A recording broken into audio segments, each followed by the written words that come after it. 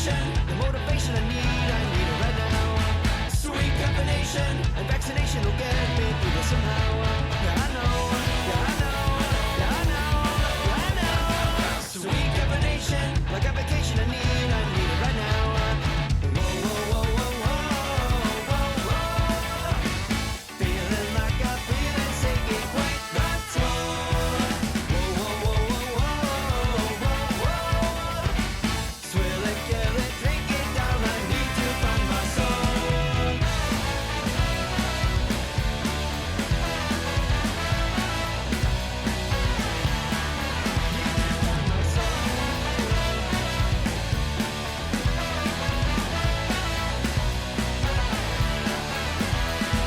Sweet caffeination, a new sensation I'm hearing in color right now. Sweet caffeination, a celebration I'm feeling color right now. And I know, yeah, I know, yeah, I know, yeah, I know. Sweet caffeination, it's confirmation I know that I'm doing right now. Whoa, whoa, whoa, whoa, whoa, whoa, whoa. Feeling like I feel it, taking quite the toll. Whoa, whoa, whoa, whoa, whoa, whoa, whoa. Swill it, kill it, drink it down, I need to find my soul. Well, it's like this every day. This rocket fuel is gold. This is the only way.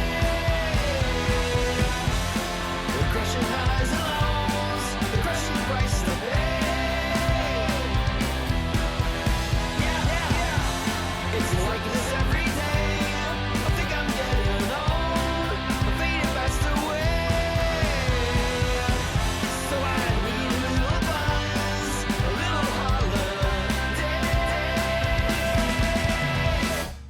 Whoa, whoa, whoa, whoa, whoa.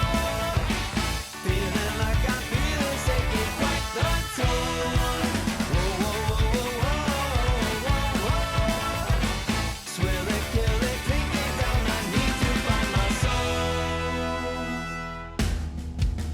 Well, here comes a panic, and here comes a bad shakes, and here comes a manic, and here comes a sad, emotional earthquake, emotional static. Put this to myself, a sip at a time, I'm feeling so bad. Irrational stress out, I'm feeling big down, a bundle of nervous, a bundle of stress. My hair is on fire, everyone is a liar. So high strung, so tired, my whole life is a guess.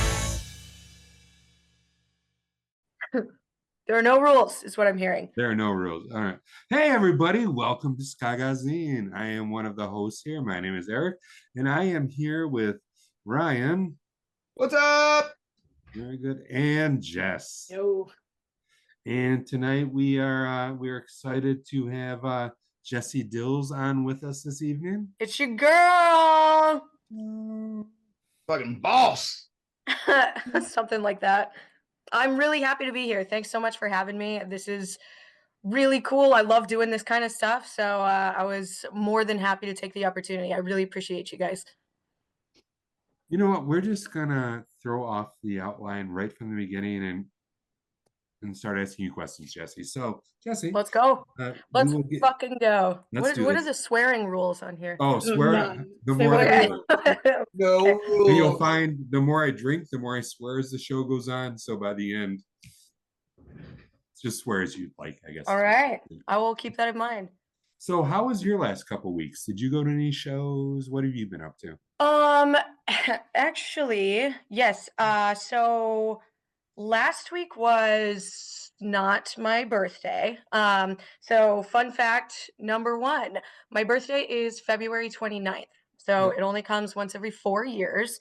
So last week, this year is not a leap year, so I didn't have a birthday, but I did have a really special weekend. So Friday was the 28th, and I took the day off. I took it totally to myself, which is a very, very, very rare thing in my life. And so I really like took some space for myself and I was glad I was able to do that. Saturday, my band Local Legends played with Size Fives and American Progress at the Drafty Cellar in Watertown, Wisconsin. That was a lot of fun. And then Sunday, my band Local Legends opened for fucking HR from Bad Brains in Milwaukee. Nice, I Uh, saw that. it was incredible. It was so cool. We were really, really grateful to be able to play that show. So shout out to Last Rides, shout out to Jim and Kay over there for giving us that opportunity.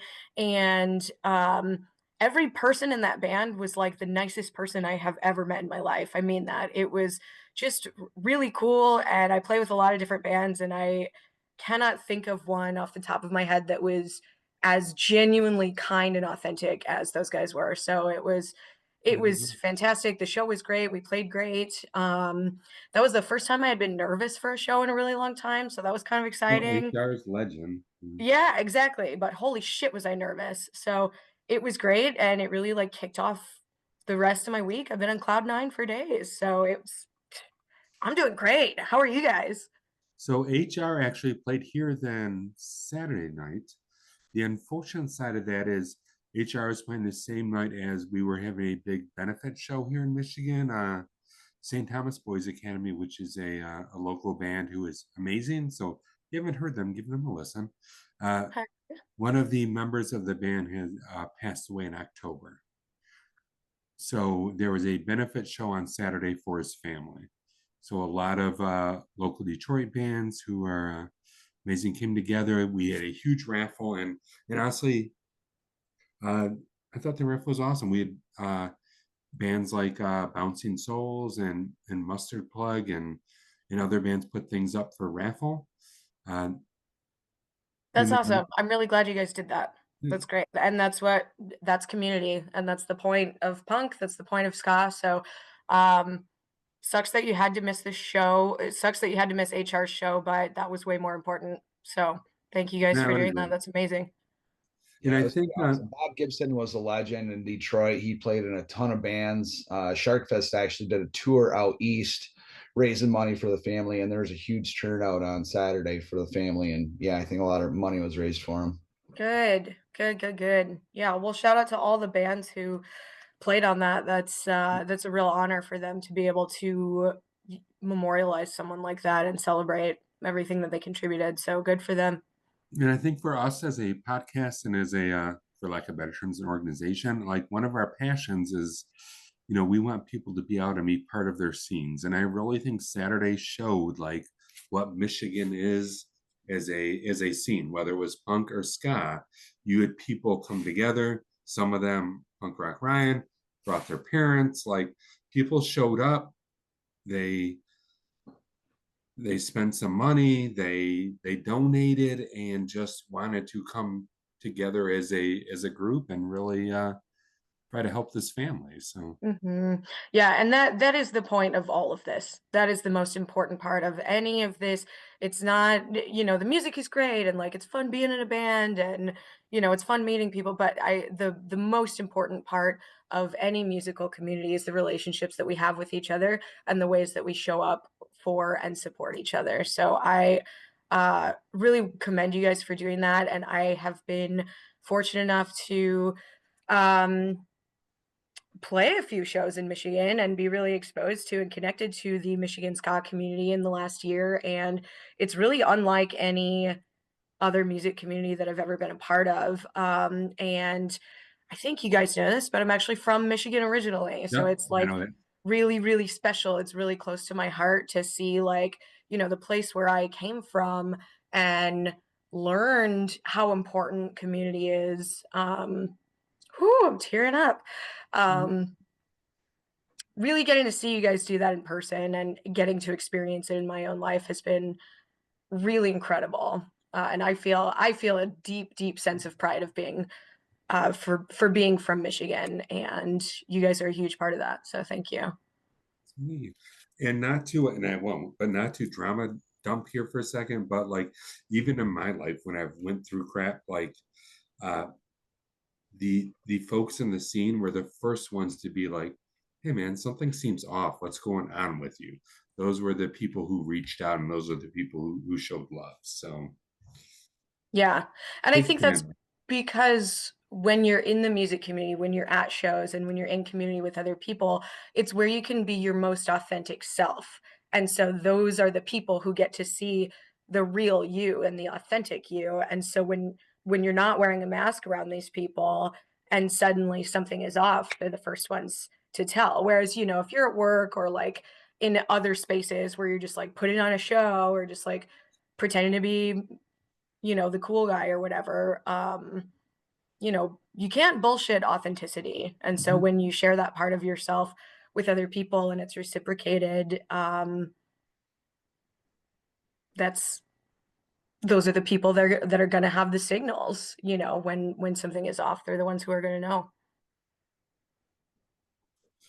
And one more thing, and then we'll move on because I gotta bring this up. So I showed up, and gosh, I'm going to say this, and it's going to sound offensive at first, but I'm going to say it anyways. I showed up on Saturday night, and there was a woman who was older than the rest of us, like just having a good time and like being in the pit and like dancing. And I walked in, I was like, that's gotta be fucking Ryan's mom. And it was. Oh, that's Ryan, amazing. your mom is fucking amazing. She like twirled me She's doing around and circles, fucking getting everybody going. She was as much it of an was. is what That's so cool. So shout out to your mother in the nicest way possible. I. Would you see my Word mom? to your word to your mother. Yeah. No, And I you seen. I know, turned over and I saw her dancing with Chris P's nephew. I was standing right there next to her, so I tapped her. I'm like, "What are you doing, leaving him alone with my mom?" Because he had to have been like maybe 20, 21 years old or something like that. My mom's grabbing his hands and waving him around, and they're having a good old time. She had no idea it was my mom when I said that. She just busted up laughing. It was So great to see them yeah. come out and show up and see, you know, why it is that we do this and just why we all feel that community is that important, that we all want to show up and do what we did on Saturday. And I will say this much because I feel like, and anybody can stop me, but if you want like a close connected, shut the fuck up, Ryan. If you want a close connected scene, uh, Joel, who is Joel Tacey, hey Joel, who's part of our Michigan scene, he literally started a messenger chat. And that is how we all got together. So if you are trying to get your people together, start a chat group with everybody.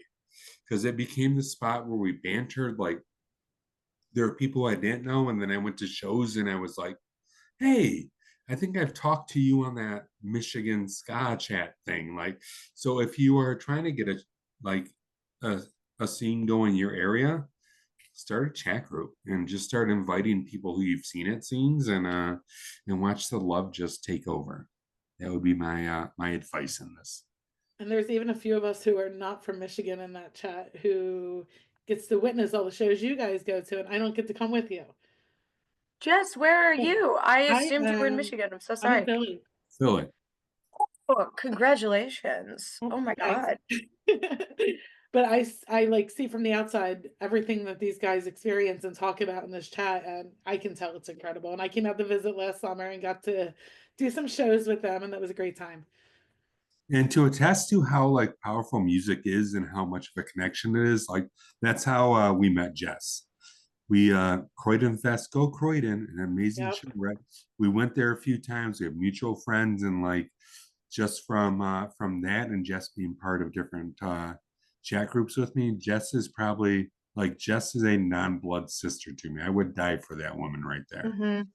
And All right, stop. and that just came from being part of a scene. So it is amazing. It really is. Ryan, I would stub a you know- toe for you. Maybe not Okay. die, but I'd stub a toe for you. Oh, wow. You're such a He would sweetheart. die for you, Ryan. You know it. You let me use your bed all the time, so I guess that's good enough. Can Yeah, we that counts. can we clarify that he crashes at my house a lot? Is that right? That's important. I have a bass player who I crash at his house a lot. And that's saved me a lot of expensive Uber Mm. drives and kept me safe and made me able to make good decisions. And so Ryan's that's a important. Ryan's a few hours from Detroit, and I'm about what 40 minutes from Detroit. So when shows happen, he crashes at my place, and I sleep on the couch because I stay up later than Ryan is what it comes down to. And when you guys come out here, you're both going to crash at my place. Which is beautiful, isn't this beautiful, Jess? Mm. Like It we really all, is. yeah. It all started with a chat group. Because I live like 15 minutes from the venue where This Is Not Great Fest is. So everyone's always like, oh, can we stay at your house? And my house is like so full for that weekend. I'll be in the house. So I went to Philly, was it in November? For Muster Plug. For Muster Plug, and A, amazing show, but B, like Jess and her husband like showed me all of Philly. We did like the Rocky statue thing. I walked quickly up the steps. Like they took me to the greatest pizza place. Like it was such a good time. So thank you, Jess. So not only, which is cool, like I guess if we're talking scene, not only do I know people in Michigan, but there's like a core group or a group of people who like you go to Camp Punk, you go to Supernova, you go to Croydon, and you're like, fuck, I know you from online. Like, but instantly because we have this connection, people like it's family. And that's I think the amazing thing about the ska scene, like you hear of each other and you talk randomly and then you meet and you're like, yep, we all love each other. One big happy family. Yeah.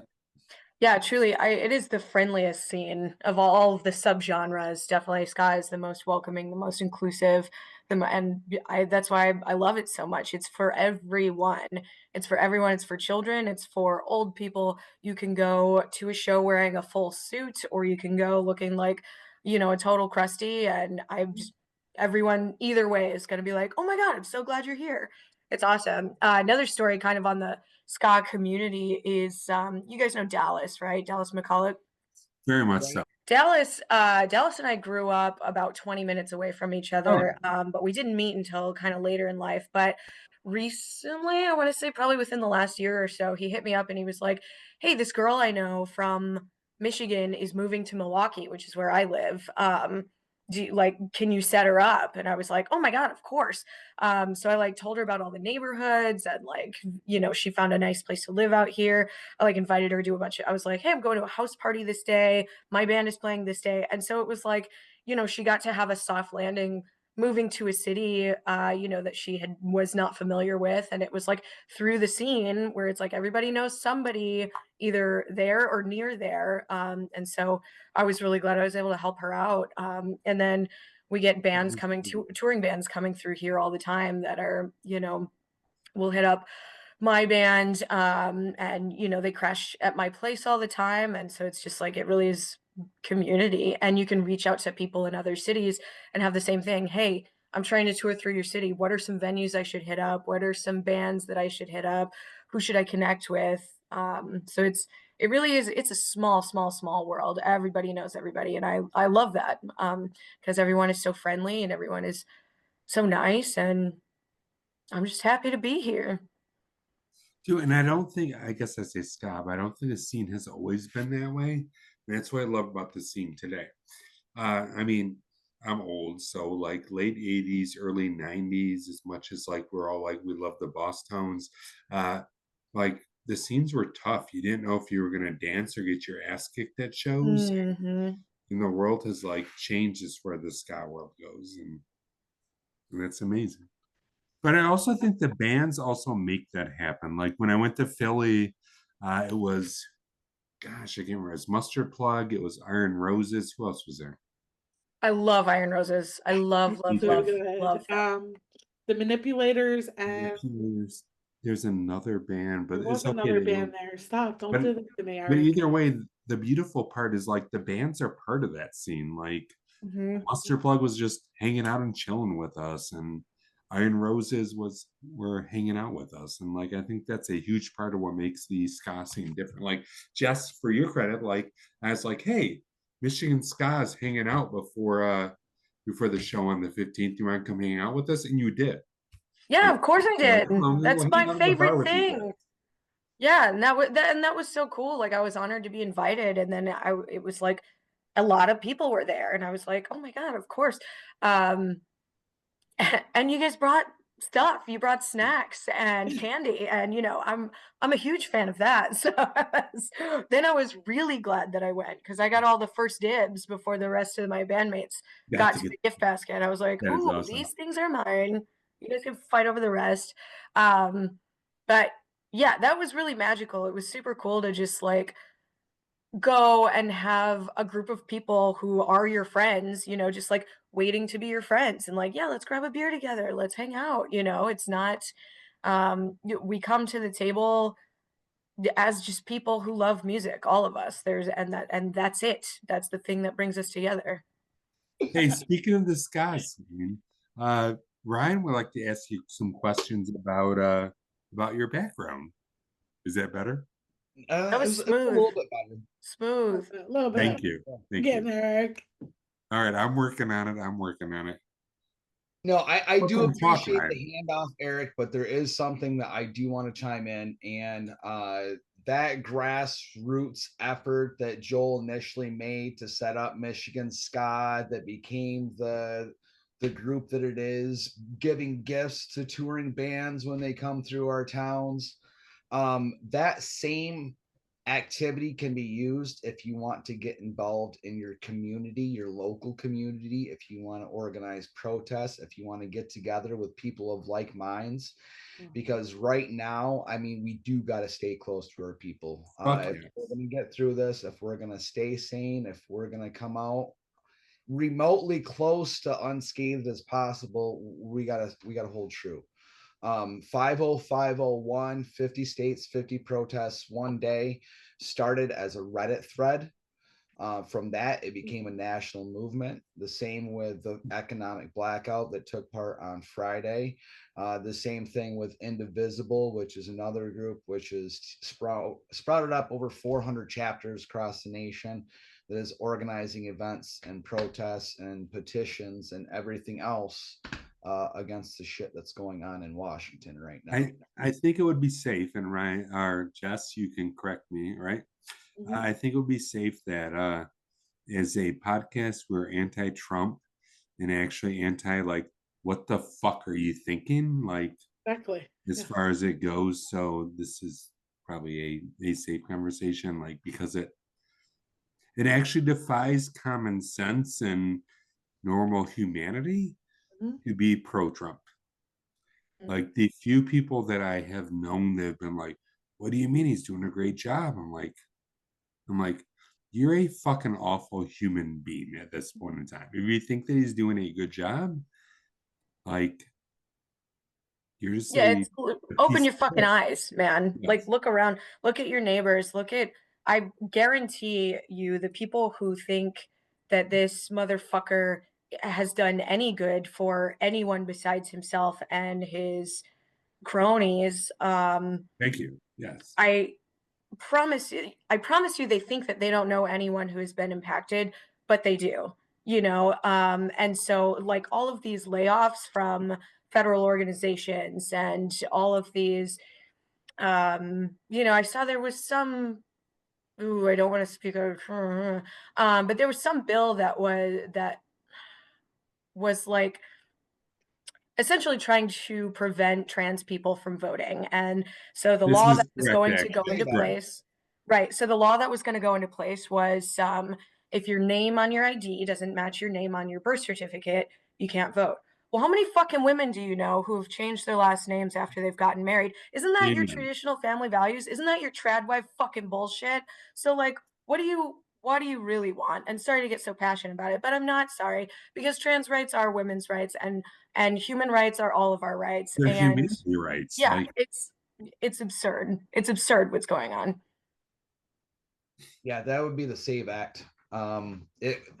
It disenfranchises women from voting, and if they can keep the majority of the votes, cis Caucasian male, like then the Republican Party can stay in force. And it's a it's the next generation Jim Crow law is basically what it is. Absolutely. Absolutely. And I would like to interject there to just throw in that women were only granted the right to vote by the 19th Amendment. Only white women were allowed to vote. And that was to ensure that the white population still had the majority vote. And so that was, it was this great, like, go women, women's rights, but it was a tool of white supremacy.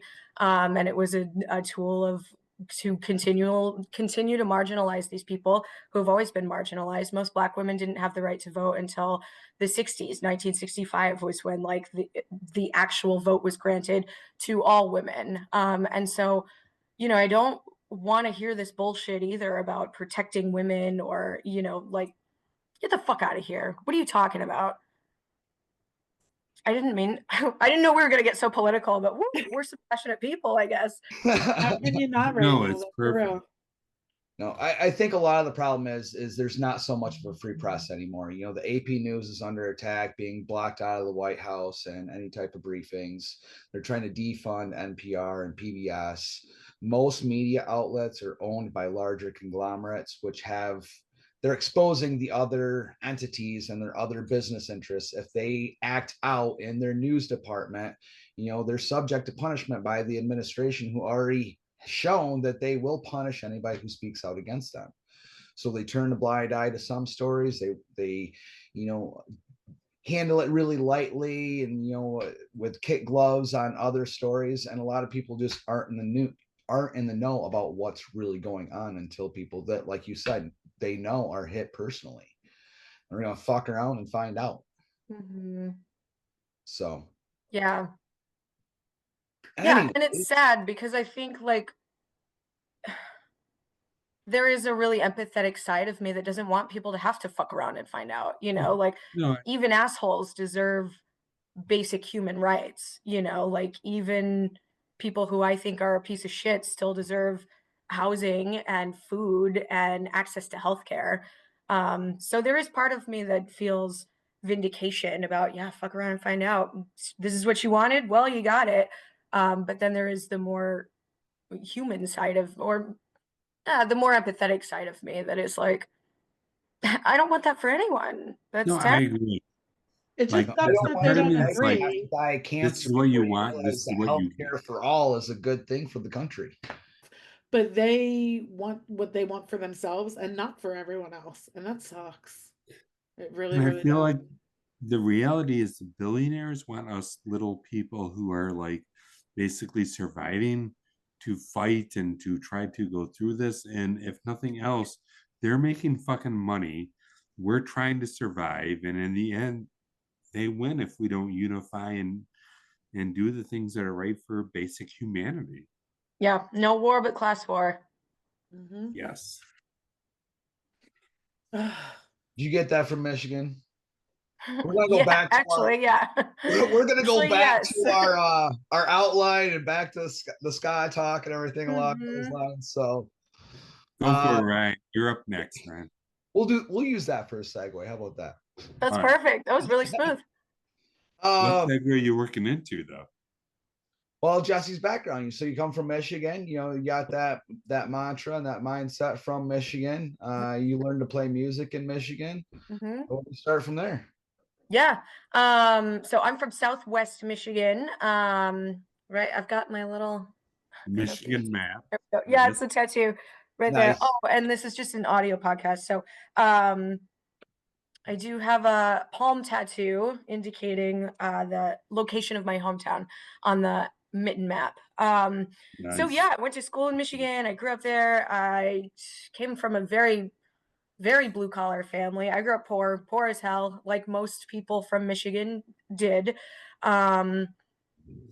And started going to, let me think, started going to punk shows probably when I was 14 or 15. There was an all ages venue in Buchanan, Michigan. That just had like local, like shitty local bands, like high school battle of the bands type stuff. And it was like, it's the coolest thing in the world when you're 14 and you're watching these other 14-year-olds play music and you're like, man, I could do that. But there was no representation. I didn't know any women. I didn't see any girls playing music. And so it was like all my friends had a band, and like my brothers played music, and that was really cool, but I didn't see any girls or women playing music until much later. So, but I was very involved in the scene for a long time. I think probably the first ska band I saw was Mustard Plug. Um, the boys from Flatfoot 56 and I go way, way, way back. Those are my boys. Shout out Something to Do and Flatfoot 56 are playing in Milwaukee on March 14th and Minneapolis on March 15th of this year. So come on out. But those are my boys, and they were at the time touring a lot with Mustard Plug. And so anytime they would come to like Grand Rapids, Kalamazoo, South Bend area, I would always go to their shows. And yeah, and I remember seeing like Brandon Jennison playing trumpet, who is now a friend of mine, which blows my fucking mind. But I remember seeing that as a 14, 15-year-old being like, I didn't know trumpet players could be in rock and roll bands. Like, what the hell is this? This is crazy. And yeah, so then, I was going to a lot of shows at Reggie's through my Beat Kitchen before I was 21. And then Reggie's after I was 21. So kind of like all the staple genres around that area of the Midwest. And, I was kind of in and out of bands for a while, but I never played trumpet after high school for like a pretty long time. I didn't play trumpet in college, and then was kind of reintroduced to it through the Chicago Fire Major League Soccer team, who I was a big supporter of. I had season tickets, still huge supporter. They just had their home opener. And there was music that, the supporter section, Section 8, Sector Latino, would have like drums and brass. And I was like, kind of jokingly said to the head brass player at the time, like, yeah, I played the trumpet in high school. Like, oh, that's so cool. And he was like, well, you're going to come play for us. And I was like, yeah, wouldn't that be crazy? And he was like, no, you're going to come play for us. And I was like, well, I can't do that. And just like, it was like never even a question, like, no, this is what you're going to do. So I started playing, and I was shocked at how quickly it all came back. And I was like, this is fun. Oh my God. And, so I was like wrapping up college, started my career, and kind of had some like extra time on my hands because I wasn't in school anymore. And, I'd finished and I worked all full time through all of college and grad school. And then suddenly I was only working and didn't have homework. And so I was like, well, I guess I'll start doing this. And there was a band, I was living in Lafayette, Indiana at the time, and there was a band, ska band there. And I just kind of like, hey, are you guys looking for horns? And they were like, hell yeah. And that was the beginning of this insane adventure that the last few years has been. And I think about, I can't believe what my life is like. I can't believe how much cool shit I've done through music. I can't believe how many countries I've toured. I can't believe how many cool people that I've met. And I was always going to be, a punk rock kid going to punk rock shows. That was always going to be the case for me. But like getting to do it and getting to be on stage. And now when I look around me, there's so many more women. I have so many more women peers than I used to, even in just like the last 5 years or so. I've seen a lot more women in music, and I've seen a lot more little girls at our shows. And that is, I don't want to make it sound dramatic, but it is really, really special to me. That is one It of the is. things I wanted to talk about actually, was what it's like being a woman in the industry, what challenges you have faced, and how it's improved over the years. And I feel like you're touching on that already. Yeah, that's a really great question. That's a lot of people ask me that. And I think being a woman in the music industry is a lot like being a woman in any other space. Women are not the center of the universe in, anywhere. Here's actually, I have a really great story that will kind of sum up my whole experience as a woman in the music industry. So I'll give you like a sad story and then a happy story, so they'll balance out. Um, so my band, Local Legends from Milwaukee, was playing a show at like a pretty well-known venue in Milwaukee, and we were really excited about it. And we came in and we were like about to go on stage. We had sound checked and everything. So like we had been there for a while and we had a bar tab. It was like, the band gets $100 bar tab or whatever. So we're about to go on stage. Um, and my bandmates are all setting up. Have the luxury of being a horn player, so not a lot of setup there. So I'm like, I'll run and grab beers. And so I go to the bar and I'm like, hey, can I get like 4 beers for the band? And the bartender said, are you in the band or are you with the band? Which is a question that has been asked to me at almost every venue I have ever played in my life.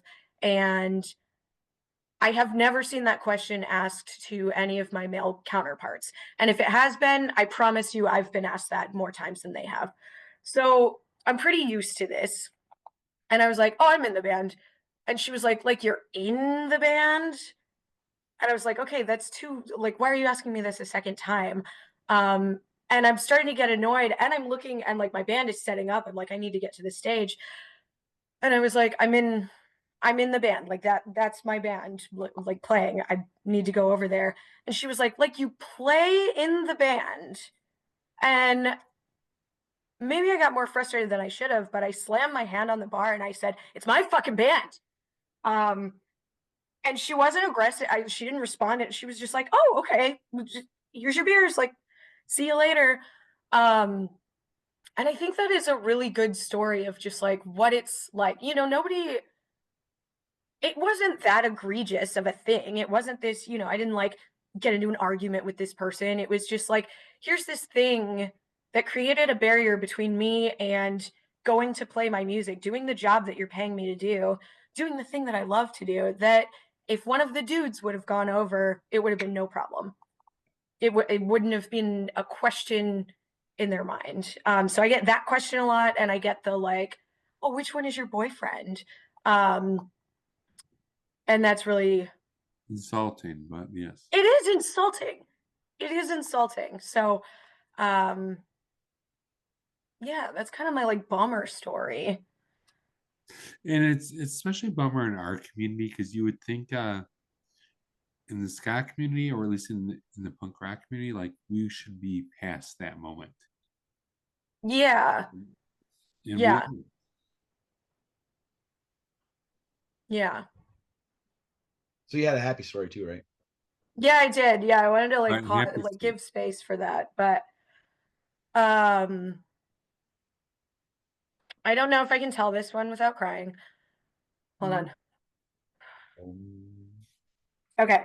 So Something to Do played a show with Mustard Plug in St. Louis at the Duck Room. I love that venue. And afterwards, there was a mom there who had brought her daughter to the show who was 7 years old. And she like brought the daughter over to the merch table to like meet me, and she was like, oh, my daughter, like, we've never heard of your band before. She's like your biggest fan. Like, she just loved you. And I like gave her everything on the merch table. I was like, girl power, women in music are so important. Like, I just like really showered her with like as much encouragement as I could, because I knew that was important. And so I went on with my life, and I always thought about her quite a lot, actually. Her mom found me on Facebook and sent me this long message that was like, my daughter absolutely adores you. And, I just like want to thank you for being an important part of her life, even though, I know. So that was really special, and it was really cool. And so I sent like, I was like, oh my God, this means more to me than you will ever understand. And I said, would it be okay if I sent her a care package? And I did. And so now I'm not going to say her name because I don't know if her mom is comfortable with that, but now she's 8 now. She comes to all of our shows in St. Louis, no matter what band I'm playing with. And she and I are pen pals. I sent her postcards from all of my tours around the world. And I got a photo of her from her mom probably 6 months ago. It was in the summertime, and she had a birthday. And for her birthday, she had asked her mom for suspenders. Hold on. She had asked her mom for suspenders, boots, and to cut her hair short. Oh, I want to look like Jessi. I want to look like Jessi. I want to look like Jessi. I'm tearing up with you. I am tearing up too because I That knew as is soon as you so said you were going to awesome. cry, I was going to cry as well. I know. That is You're gonna amazing. cry. I'm gonna cry. She's gonna cry. I know. So now we're all crying. But Don't know about as far as Ryan. like Ryan it being the really important part of that story, is as far as being a woman in the music industry, that shit doesn't happen to the men either, or it's really rare that someone is like, oh, my son saw you and just like loved, like, because little boys are used to seeing men playing music, and that's okay. Everyone should have representation. But when a little girl sees a woman on stage, that's a different experience. And I get to be the woman that some of these little girls see on stage and think, oh my God, girls can be rock stars too. And that is an experience that most of my male counterparts will never have. And it's really, really special. I have a kid who's 9 who I take to shows all the time, and he's obsessed with Jay Navarro. Oh, And who among us isn't? He's been on stage to sing with him, and he sends him messages, and it's just surreal. It really is. So, I mean, I get it though. Most boys are not like that at all. No, he is like going to do something with music. Mm-hmm. That little Yeah, girl, it's just like easier to see. Like, yeah. if you take your little boy to a show, they're gonna see lots of people who Mhm. look like them playing the music, and that's like a Exactly. rare occurrence for girls or for non-binary kids or And we for our BIPOC communities, or Mhm. it's just so that's really special, and that's the really special part of, like, it feels special is not a big enough word. It is profoundly impactful to me, that I Well, I get hope you to. go see her on stage one day. That would be so rad. Oh, you Circle. better believe. Yeah. You better believe. Her first show, I don't care where I am in the world, I'm gonna be there. fact that you are in so many different bands and what you do is amazing is really beautiful. Like go ahead, Jess. Do your I transition. do want to say that we had some fan questions, and one of them was about how many bands you're in now and what they are, and that was from Allie Fry. I know you know Allie. Oh, Allie, we love Allie. Yes. And we did have that on our outline as well. We wanted to talk about, your past and current bands. Yeah. That's probably the question I get asked most over any other. So how many bands are you in? Because it's always like, I get it. It's hard to keep up with when it's like, oh, play, it's hard for me to keep up with, but it's, you're all going to be disappointed to find out I don't really know the answer either. It's hard. So I can give you the short list of bands that I'm quote unquote in, but it's also a question like, what does it mean to be in a band? There are bands that I sit in with a lot, that I'm not like in the band. There are bands that I'm on their albums, but I'm not really in it. There are bands that I've toured with that I'm not in, but I will give you kind of the projects that I claim. Well, the top ones. So obviously Something to Do from Milwaukee, Wisconsin, which is how I met most of you guys. Local Legends, also from Milwaukee, Wisconsin. That's my project. I'm in Public Serpents from Worldwide. I think we have which is an currently. amazing band. Yeah. Oh, we have to. Yeah. We have to get them I will see back you to in the Vegas States. at that club show, just so you know. Are you going? Yeah. Cool. That one's gonna be I got awesome. tickets for that club show already. Yeah, awesome. That's really cool. But we have members from all over. Like, I think currently we all live in like 4 different countries.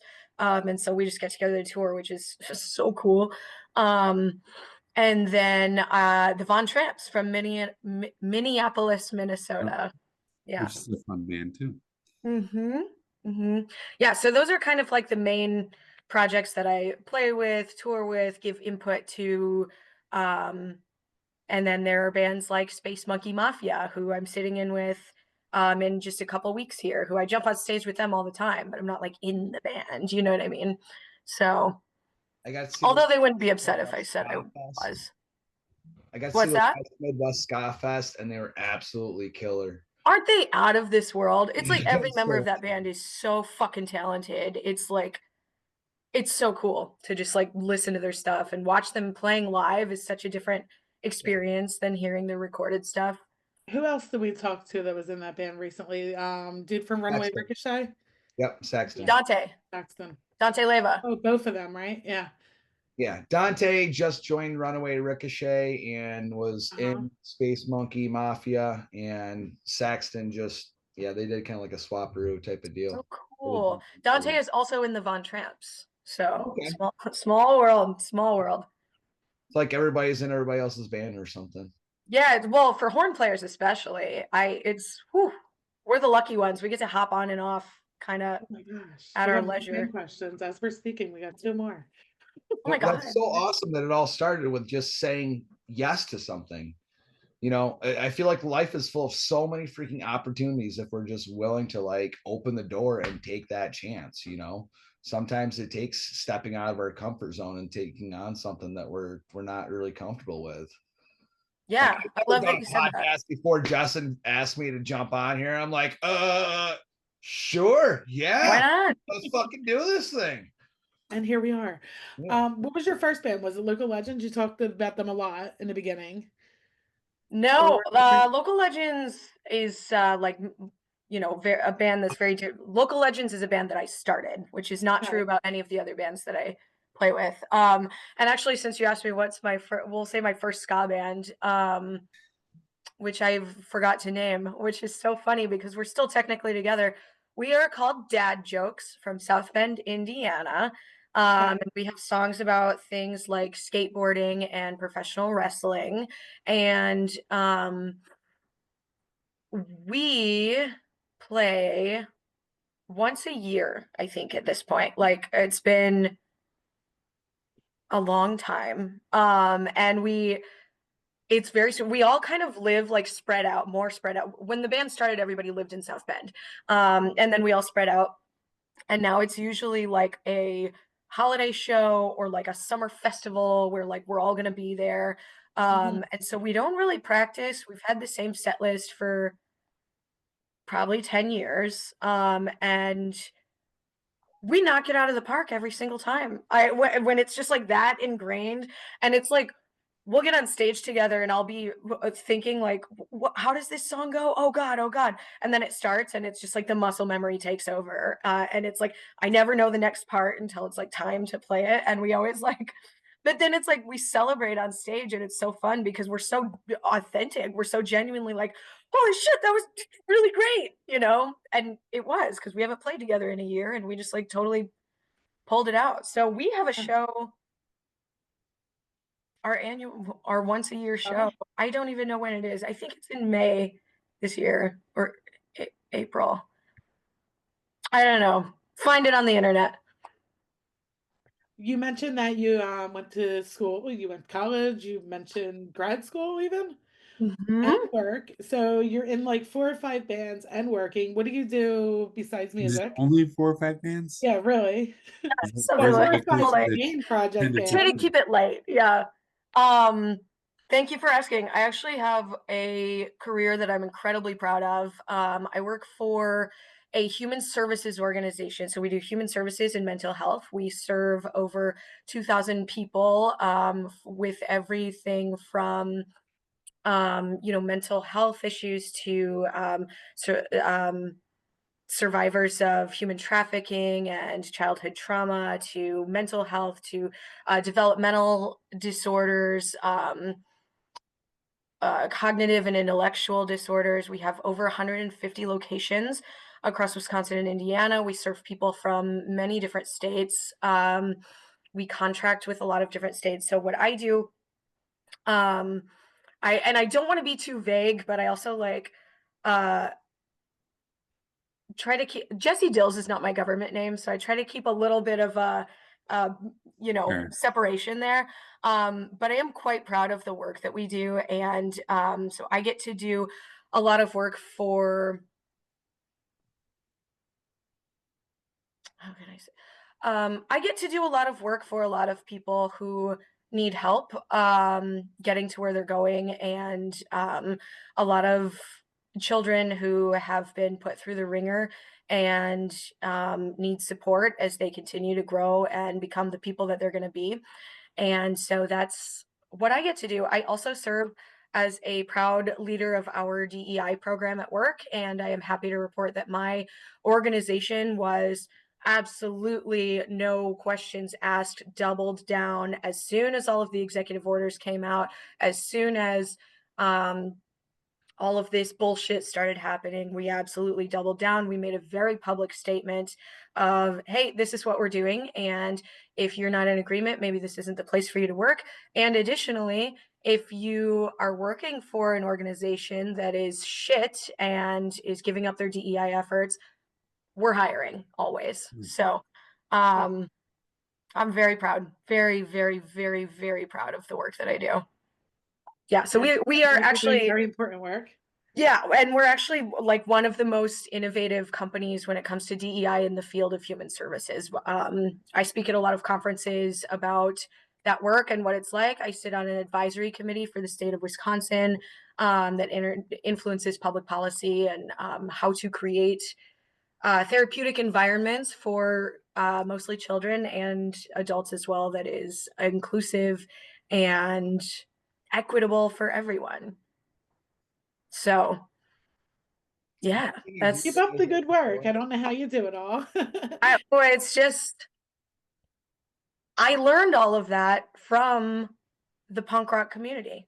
All of that. Hey, everybody deserves to have their voice heard. Everybody deserves to have their needs met. Everybody deserves to have a place where they can go and not be judged. Everybody deserves to have someone in their corner no matter what's going on in their lives. All of that shit I learned from punk rock. Now I just get to apply it in my career. And I'm the luckiest person in the world to get to do that. And they let me travel a lot. They let me tour a lot. And I'm really, really eternally grateful. So, if anyone's looking for a job in the field of human services, I'm not going to say the name of my company, but feel free to slide into the DMs and we'll talk. Nice. Here, I just found myself laid off. Well, give me a call, Ryan. Yeah. See, we'll work something out. Yeah. Wouldn't that be something? Seems like it's up your alley, Ryan.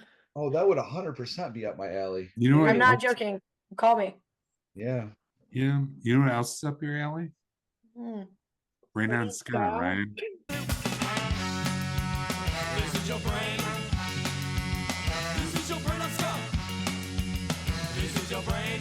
This is your brain on Ska.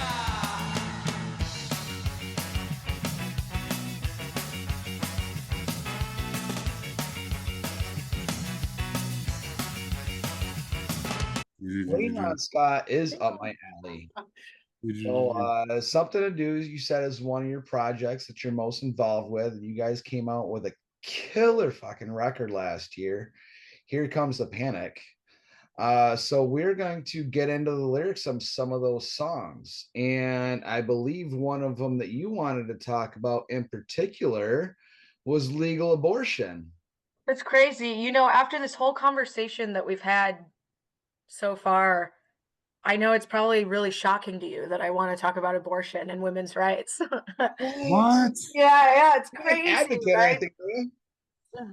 Yeah, so my favorite song on the album, and certainly one of the most important ones, is called Legal Abortion. And that was written, it was actually initially put out on an EP that we put out.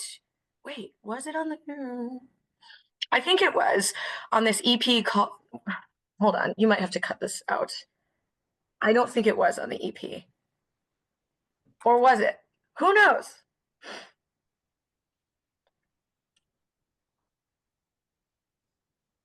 Okay, we're gonna take a pause here. Pause.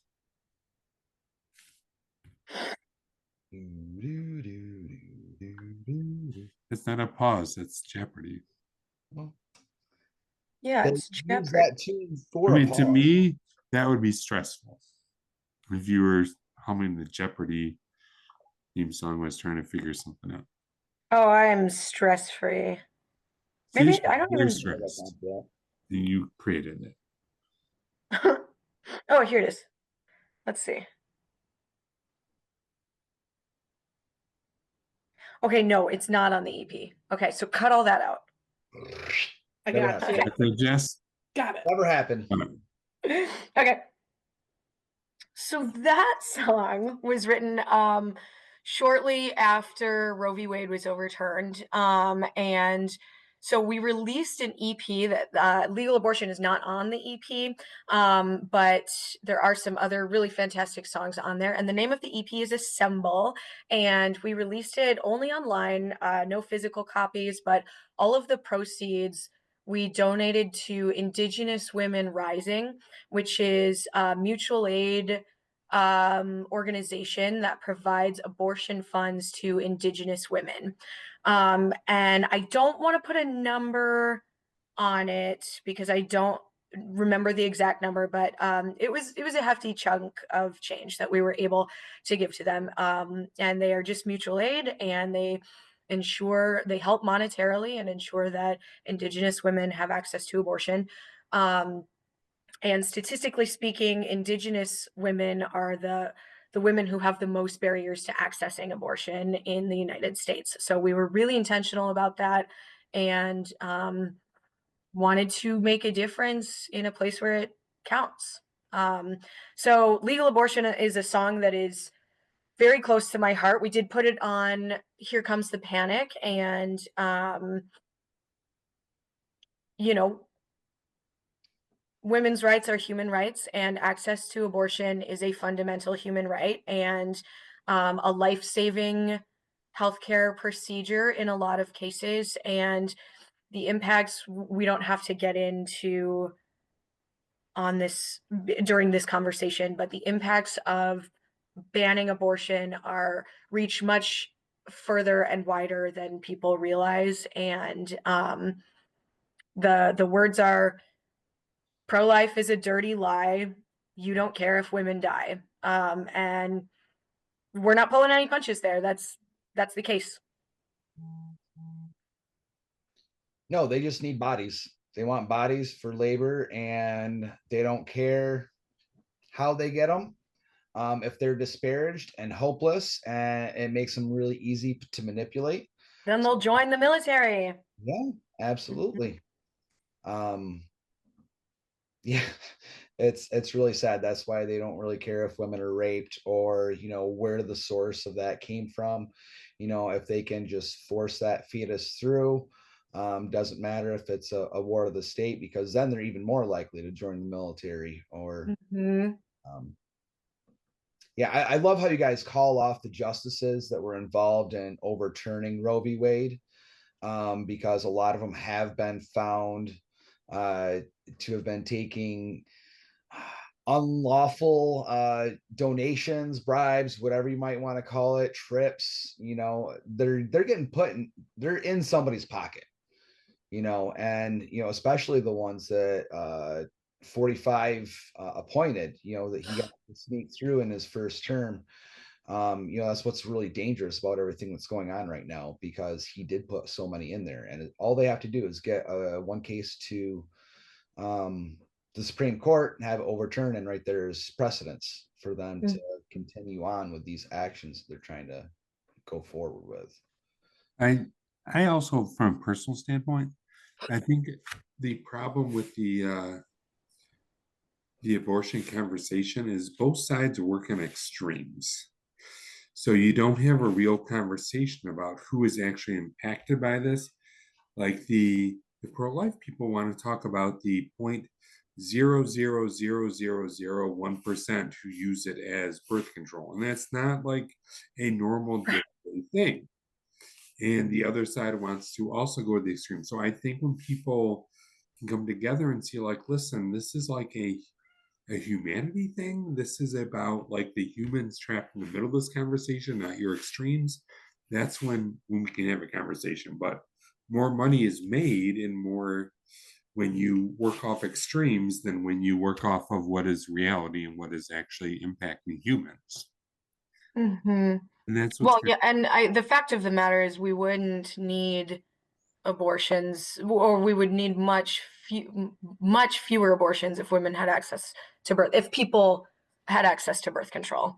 And that's a complex issue culturally, which, I'm not going to tell anyone that their culture is correct or incorrect. But I think, too, when women have access to birth control, it wipes out poverty. It wipes out a lot of disparities. It wipes out, a lot of these things that women and people face as the result of not having access to birth control, or as the result of forced pregnancy. You want to talk about, this is for the protection of people, this is for the protection of children, this is for the protection of women, but I mean, this is not, we're kind of talking in an echo chamber here, right? Like, as soon as the baby's born, none of those pro-lifers give a fuck about what happens to it after that. Yeah. Look at a Head Start. Like, Mm-hmm. oh yeah, Roe v. Wade is what radicalized me. I've got kids, and those are my kids' rights that you're fucking around with. Mm-hmm. I'm not going to have an abortion. I've already got a vasectomy. I don't have anything to worry about. But I have a son that might have a wife that might need one because she has, something wrong with her uterus and she's not able to carry to term. Mm-hmm. My daughter might come across a predator, and she might not want to carry that baby. Whatever it is, it doesn't matter to me if that's their choice and that's their right. And they were fucking around with them. So I started Mm-hmm. getting petitions. Michigan had one going around at that point in time, so we could codify it into our constitution. So I got in touch with the local office, and I'm like, "Hey, what can I do?" They're like, "Oh, we've already got a petition." So I'm like, "Cool." So I went and picked up a bunch of them. And I'm like, "All right, who am I going to get to sign this petition? Liberals. Where am I going to find a bunch of liberals? At an arts and crafts show." So I drove out to Muskegon. They had a huge arts and crafts fest going on that weekend. I got a ton of freaking signatures. It's close to Grand Rapids. So I looked up what was going on. My sister-in-law lived close there at the time. She lived in Rockford. And Woody Nelson's tour was going through, the Outlaw tour or whatever. So I'm like, this is going to be really extreme on one side and the other. And sure enough, I had people like, "Oh my God, that's so awesome. That's way to go, man." And then I had other people that are like, "You ought to freaking burn in hell." And luckily enough, there was police guiding traffic and everything along those lines. But, after the concert started, they dipped. And the people that were showing up were getting drunker and drunker. So it got a little bit more extreme. So I bounced, but there was a protest going on at Kent County Courthouse that I jumped in on, and we went and rallied, marched. And yeah. But I realized that summer how much money was being spent on misinformation, because if you Googled Proposal 3 in Michigan, the first 6 things that you would find were sponsored ads. People spending lots and lots and lots of money to make sure that people could not find accurate information on what was actually on that proposal. They wanted to sell some crazy story about how people were going to be able to get third-term abortions and how they were going to look to give kids the rights to get gender modification or whatever. Consent. And none of that was in there. Right. All misguided information to try to manipulate people. And it's just like, holy shit. And it's like, dangerous. we gotta get involved, because this is like, people are eating this shit up with a spoon. And if we don't work to inform people and make sure that people have facts and people get involved in local politics, then they're gonna win. And none of it's going to stop abortion. It's just going to make it more dangerous for yes. And that's what it comes down to. So I would from a personal standpoint, I would say politically, I am a humanitarian. So however you look at that, I look at the human cost of what we do. And from an abortion standpoint, by making it illegal, you are just making it dangerous and causing more lives to be at stake. And that's Right. And we saw that before 1974, yeah. before Roe was the law of the land. We saw that all the time. And just kind of, Ryan, you brought up like the genital mutilation, and I just want to I love to throw into every conversation about that. Like there are no you cannot have like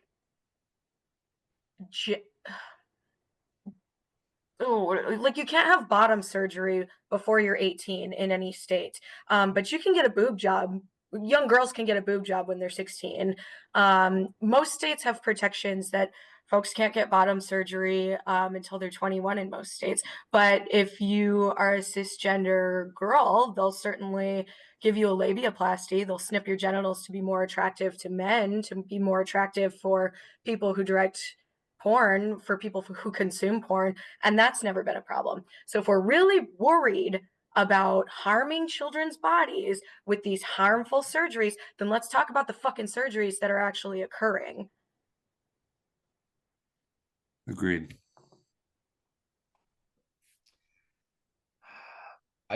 Does anybody else have anything to chime in on legal? I mean, What's I got the next abortion song you want to rights talk now. about, Ryan? Right. I had a miscarriage that wasn't passing naturally, and I had to have a DNC. And with the way things are going, that might not be possible for women.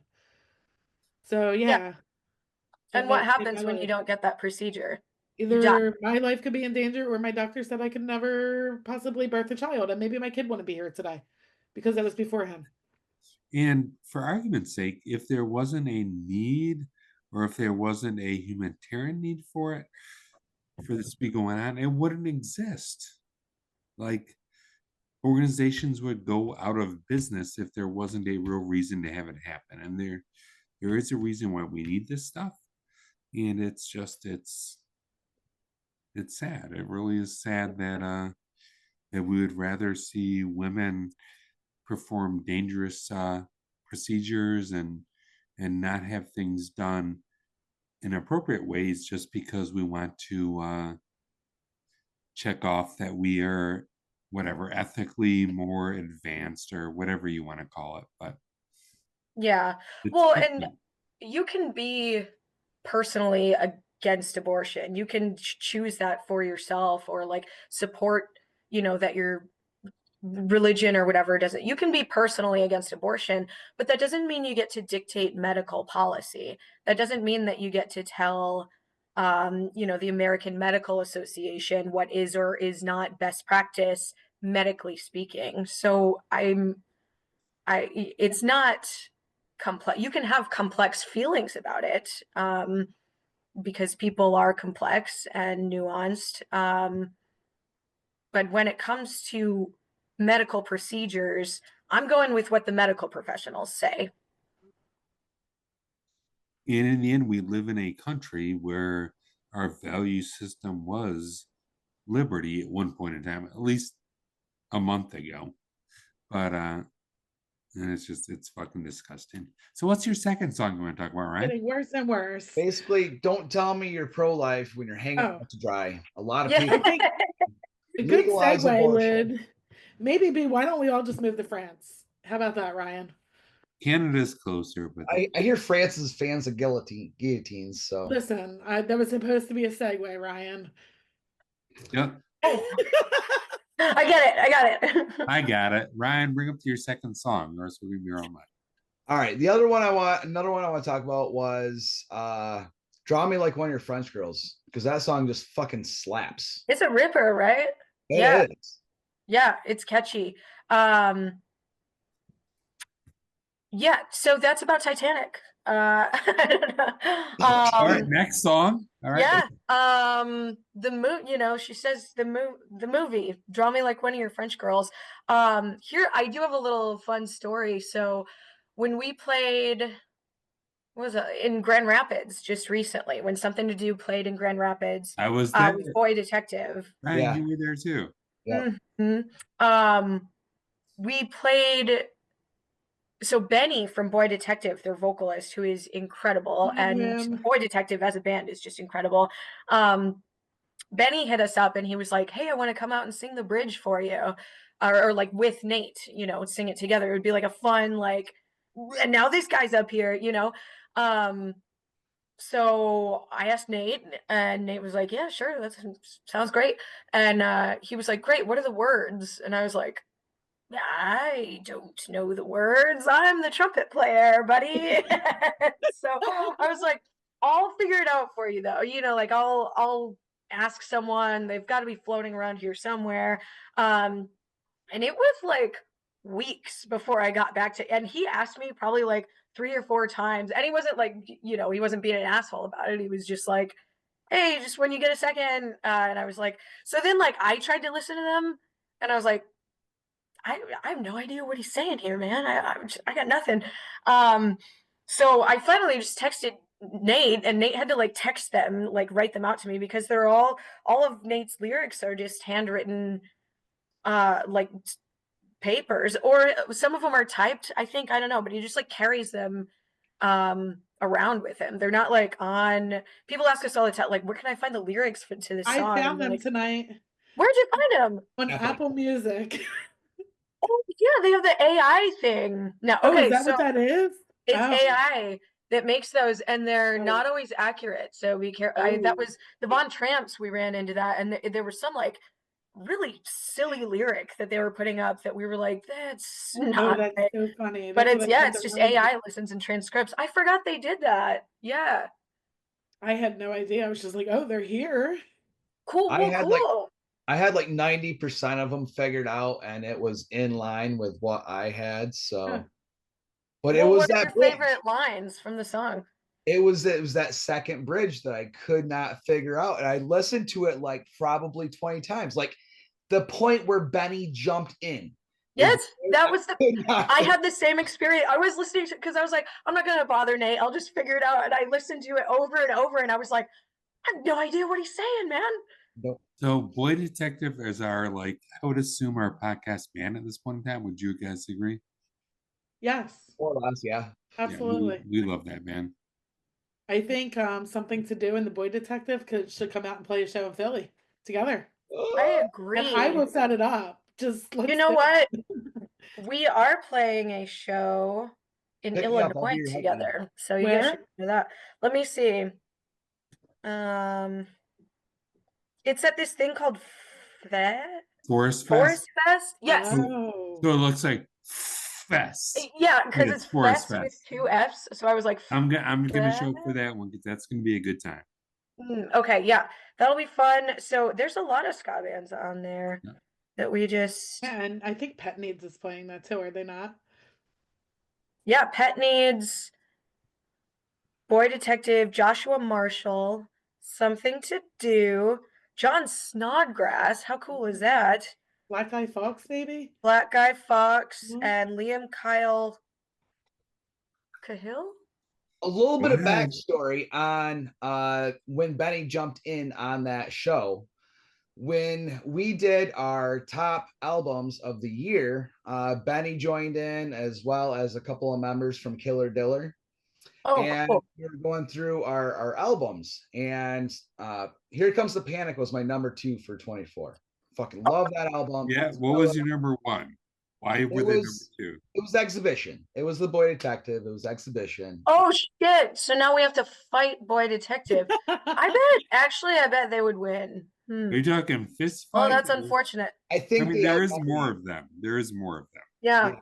And they just added another sax player, so I think they They definitely did? Yeah. Oh. Yeah. At least people are doing all these things without telling me. I don't like it. What's the third fucking song you want to talk about, Ryan? Would you let me finish my story? I'm trying, but you are segueing way too hard here, man. I'm not We're doing segueing. great. I'm telling a story. Are we? Yes. Oh, tell your story.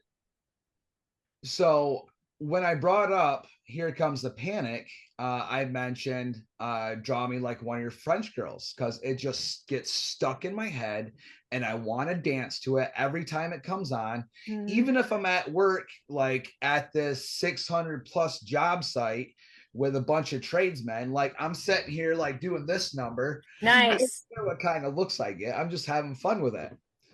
So Benny mentioned how he requested to get in on that song because he knew it was my favorite. Oh, Yeah, I was like, that's oh so my God, sweet. Benny, I love you. That's so nice. What a Yeah. nice person. He is absolute sweetheart. He That's was so He's the best sweet. the person in the favor. world. Yeah.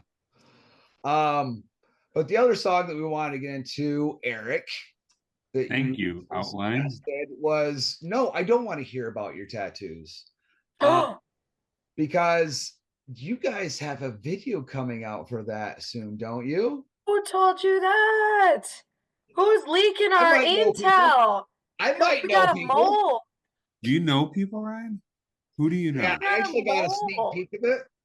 Jesse, they didn't and tell I- me that either. Me And I neither. heard that there was a second grader that does a tattoo in it. What? This. Oh, you really do know people. I Okay. really do. Who do you know, Ryan? I'm wondering if it. Okay. Let's I see. don't think Well, you that Maybe was Jess like can figure out by the end of the interview. on my list where I was gonna be like, and we have a video coming out. So like, Sorry, not to thanks steal your for thunder. that. But no, that's perfect. That was on my list of things I want to plug. So, All right. as we were, As we were. Yes. So very exciting announcement. We have a video. I think we got the final cut of it today. And so let me see if we have a date of when it's going to be coming out. So yes, we have a video for our song No, I Don't Want to Hear About Your Tattoo. And it was filmed at Iron Fist Tattoo Studio in Milwaukee, Wisconsin, they were very good to us there. They took really good care of us. They let us film in there. And they're just all around great people. So Flea is the guy who we kind of set this all up with, and he's incredible. He's an incredible artist. Gilly is another artist over there who was there for our video shoot, and just like old Milwaukee legends. So it was really cool to be able to shoot a video in there in this kind of like a really iconic spot in Milwaukee. So yes, we filmed a video. Well, we filmed a live performance in there, and yes, while we were filming our live portion, one of our official friends of the band was getting tattooed by a second grader. So you'll see the video and you'll see the second grader did a really good job. So Flea is the owner of the studio, and his kiddo was there, and just kind of hanging out and seemed kind of bored. And so it was actually the guy who got the tattoo. It was actually his idea, where he was like, this kid seems really bored, and it's got to be boring to just be waiting around for this. Like, hey, what if we did this? And we were all like, are you kidding me? Like, that's crazy. And we were like, well, it's your body, man. Like, if you want to. But yeah, everybody was really into it, and the tattoo turned out really, really well. We're quite proud of it, or he's quite proud of it. So let me see if I have a date here yet. it looked legit. Like when he was doing it, from what I saw, I didn't get to see much more than that. He stopped the video really quickly after that. It cut to that. But I mean, he had the gloves on. He's all like getting into it. He really did it. Yeah. You didn't just hear about the video, you actually saw it, Ryan. A little bit. It's good. Yeah. And then it's like spliced in because it's like us performing in the tattoo shop. And then we asked people to send in footage of their tattoos, where we were like, okay, we do want to hear about your tattoos for purposes of this video. So there are a lot of friends of the band in it. There are a lot of interesting stories, and it's great. It's great because we have so many friends, and so many of our friends have been like part of our community for a long time and have been friends with the band for a long time. And so we were like, let's put them in a video. and let's do this shit. I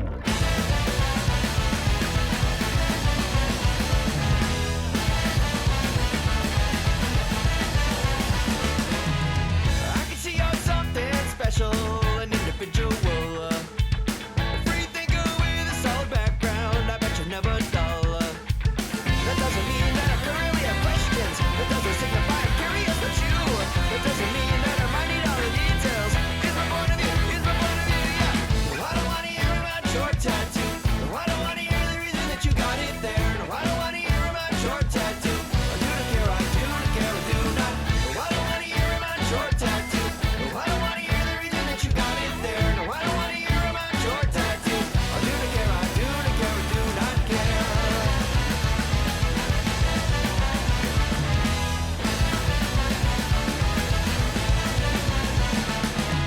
There's never been anybody like you, and the proof is on your arm.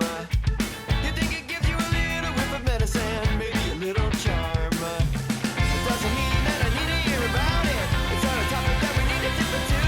But did I say to say goodbye to our questions? It isn't true now, it isn't true now. No, I don't wanna hear about your tattoo. No, I don't wanna hear the reason that you got it there. No, I don't wanna hear about your tattoo. I do not care, I do not care, I do not. No, I don't wanna hear about your tattoo. No, I don't wanna hear the reason that you got it there. No, I don't wanna hear about your tattoo. I do not care, I do not care, I do not care. Whoa,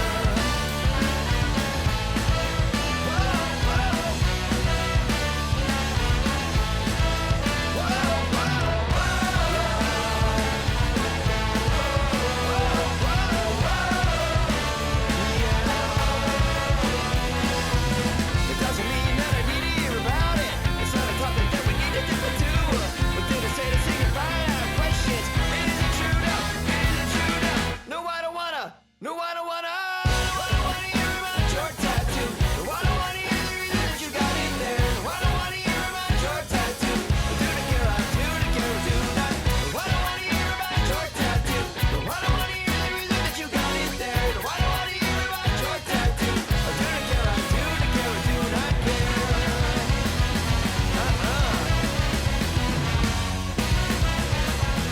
Oh wait, that one looks cool. We're gonna blast it. So Milwaukee Record, which is a music journalist organization or music and culture journalist organization in Milwaukee, and they are good to us and they love us and we love them. They are going to debut it, and then plug our upcoming shows with Flatfoot, which I already told you guys about. Are you doing your traditional like St. Patty's Day run with them? Yes. So Flatfoot's big St. Patty's Day show is on the 8th at Reggie's this year, and we're not playing that one. I saw you guys. My first time seeing something new was at the Flatfoot show at Reggie's last year. Oh my gosh, that's amazing. That was a great show. I, you It know, was with I Tsunami grew up Bomb. going to Reggie's. I grew up going to Flatfoot shows, and like I said, those boys and I go way back, and yeah, so it was really cool to be on that show. That was like a really surreal moment for me. But yeah, so we will be playing with them in Milwaukee and Minneapolis on the 14th and 15th. So that's St. Patty's Day weekend. So there's going to be a lot going on. But that X-Ray show in Milwaukee also has the Crombies, which is, a I love the favorite. Crombies. Yeah. Everyone loves the Crombies. And in Minneapolis, we're playing with Lost Leader, who's a really incredible band from there. So that'll be cool.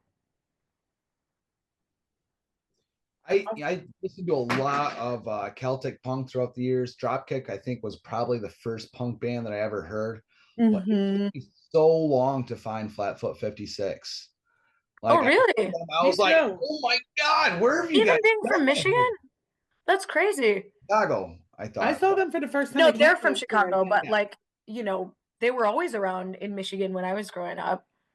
Well, being in central Michigan, I don't have much for venues near me at all. That's why I gotta go down to Detroit for a lot of shows. Even That bars makes sense. here, They don't do much for promotion. They don't try to pull bands from other areas. It's like you were saying earlier, like the local high school bands, and Mm-hmm. nothing. Mustard Plugs played there a couple of times, but that's just because they're an hour and a half. Mustard plug. Yeah.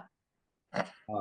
That's why I'm actually working with local theater to try to get more bands in there. It's community owned. They use the space for VHS nights, Rocky Horror during October. They'll have some community plays every now and again, but for the most part, it's an empty space that could be used for some really badass shows. Mm-hmm. So the next board meeting is actually tomorrow. I'm going to meet with them, and I've got some bands that are interested in doing shoots there if they can get the right equipment. We're looking at a rear projector for a backdrop, so you can put whatever behind, do whatever kind of display that you want, get some better speakers for PAs, and actually be able to pull like some local high school bands and some touring bands and stuff like that, because it wouldn't be associated with Live Nation or any other kind of entity. It'd all be going back into the community. And yeah, it's like a 400 capacity building. Like, it would be awesome for shows. That's awesome. I'm so glad you're doing that. That's so cool. Please keep us posted on that. Yeah, absolutely. So, but we didn't actually talk about the lyrics of that song in any Oh way. yeah. I kind of feel like there's a message about narcissism in there. Is kind of what I was taking out of it. Like, It's we don't want to knock anybody for, you do whatever you want. But it's just, I don't want to hear about your tattoo. Have you ever like, it's, the lyrics are like, well, why don't you read us the lyrics, Ryan? I can, Ooh, Ryan, do you have the lyrics to read, or is this an I off? can see send you're him the something lyrics. special, an They may individual, be- I see you're AI someone fucked up. special and individual. And free then, thinker with a solid background. I bet you're never dull. That doesn't mean that I currently have a lot of questions. yeah. That doesn't signify I'm curious about you. Yeah, and I think that's representative of like anytime someone just comes up to you and is like, well, let me tell you about me, or but I understand it's exciting. I have tattoos. You get a new one, you want to show it to your friends. But it is really uncomfortable to be trapped in a conversation where someone is like, oh yeah, and I got it on my arm because this represents blah blah blah, and or like I got it. I don't know. I'm just like, that's just not interesting to me. And it's like, I love listening to things that people are passionate about and that people are excited to talk about. And, I'll always kind of, if you're excited about something and you want to tell it to me, I'm all ears, and that's great. But the like general thought process of, having a lot of tattoos instead of having a personality, or like, having tattoos is my personality, is, again, that's fine. You get to do whatever you want, but go do that. And, you don't need to tell me about it. I think you're cool the way you are. I don't need all these extra details to think that you're awesome. I just think you are awesome already. But it can be really debilitating to be in a conversation where someone is just like telling you something about themselves that is like rehearsed and they're just kind of reciting it to you. So yeah, I'm not knocking anybody. None of us are, but I feel like the lyrics are more aggressive than that. And maybe I'm wrong. I feel like it's kind of like I'm already pissed off, like, and now you want to go on about your tattoos. Fuck you. Am I wrong? yeah, no, I think there's truth in that of like, look, man, I'm just trying to enjoy my night. I've had a long day. I've I've done a lot today. I'm just trying to like let off some steam at a show or, at wherever I am. And now I got this fucking guy standing here telling me about something I don't care about, and I'm somehow locked into the conversation. Like, that's great. Good for you.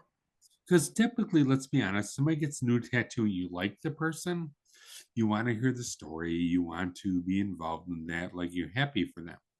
So I feel like when you don't want to hear the stories, when you already just don't like the person. Am I wrong?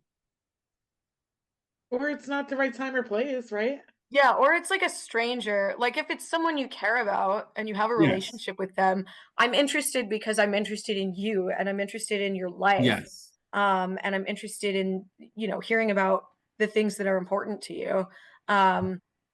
But when you're just a stranger trying to just like flex, like, oh yeah, or they That's like see that's that weird, actually. you have tattoos, and so they're like, oh yeah, you like to look at this one. This is my grandpa's initial, and it's like, I didn't ask for any of this. Yeah. Again, I'm just standing here trying to exist. Like, can you just chill? So it's a poser thing. I don't like to call people posers. Fair. Everybody gets to wear their silly hats. Everybody gets to have their silly things that they get excited about. And I'm not in a position to judge the authenticity of that excitement. That was I really think it's deep. like an That- entitlement thing, Yeah, like which someone is just a- walks up to you and they think they're entitled to like your time and energy and just being like, well, of course this person, like just thinking in their heads, like, of course you want to hear about this. I'm so interesting, like, of course you want to hear about this. This is really cool. And then if you say anything back or you just like walk away, then somehow you're the asshole when you're like, I never agreed to have a conversation with you. This is not, and then it's usually like this. I end up wanting to say like, by the way, I'm fine. Thanks for asking. It's just That's like fair. you're just like plowed with information that you didn't ask for, and now you have to like respond to and be like, "Oh, that's really great." So next time I see you, I should not be showing you my tattoos and trying to tell You you know secrets. what, Eric? You can show me your tattoos anytime. Aw, Ask her okay. how she's doing first, though, Eric. Come on. Yeah, it is that weird like just this is what we're going to talk about now, and It's so for your standpoint, it's a self-centered thing. yeah, or just like a Like a brag or a trophy or something. Want to see my tattoo? right. Yeah, and just like hold you captive in this conversation that you didn't ask for. Someone's just like explain, and you're like, yeah, it's like that meme of like the dude like mansplaining to the woman at the like baseball game or whatever, where you can tell she's just like so uninterested in whatever he is saying, and he has just like no idea because he's so interested in what he is saying that it like hasn't even occurred to him that this person might not give a shit. I think there's a beautiful ending to that. Would you agree with it? I have another question about the song. I mean, not necessarily about the song, but do you have So I anything else, can't- Ryan, before I like jump in on your segment? Can I move on, or Ryan? I'm gonna get a tattoo soon. Oh, and you're gonna show it to Jessi right away. You know what? I want a photo of it. I Well, want, I I think want it's actually I gonna want be the really full cool. story. Let's It all better get be tattoos. Jessi, meaningful. what tattoo, which would be cheap, should we all get? Oh, you should all get a something to do tattoo. What would that look like? Actually, we have. Well, you'll find out if you watch the music video. All right, I watch. So Ooh. if we get the tattoo, do we Love get it. to get into your next Detroit show free? That seems No, fair. we don't go to shows Yeah. for free. We're all about support, dude. Come on. No. But No, we that's make you an look like ultimate shit, support. Jess. Yeah, I will make you that deal. I promise you. You can get into our next Detroit show for I'm free in. if you get a I'm something gonna to watch do the tattoo. video. I'm gonna get the tattoo, and I'm gonna show you. You're gonna get the tattoo that the second grader did. Yep. Why not? That'd be sweet. That would be We don't great. even We know could what send it him is, a but you're picture gonna of get it. I'm in. I'm in. Was this I your would be first down for show, or something do you like guys? that. Too. Sorry, go ahead, Ryan. I would be down for something like that too. You guys You can want to get do together? you want to do like a twin tattoo? Yeah, and you then we should do can matching out ones. afterwards? Yeah, like I'm all on board with getting a second grader tattoo. Do you know what it looks like? Because I haven't seen He it. But you does. obviously I have have no been- idea. I saw the start of it, and that was it. I have no idea what it looks Mhm. like. So Yeah, So you're gonna have to watch the video. Going in blind. I'm gonna watch the video, then you get the tattoo, then come see you guys at Forest Fest. That's perfect. That's All perfect. right. You Right, heard it here speaking of first. videos, is that the first video you made, or were there other videos? Is this like a normal thing you do? Oh, yeah, we have plenty of other videos. So I'm not sure if I said this in the beginning, but Something to Do has been a band for I think 23 years this Oh year. wow. Really? I've only been in the band for about 5 years. Wow. So when I moved to Wisconsin, I joined them. But so yeah, they have like plenty of videos before I was around. There is one video that we I don't know, that gets a lot of attention. And it's also starring me, so of course I'm going to talk about it. But it's called Am I Still Coming Over is the name of the song from the album Give Me Attention that we dropped in 2020.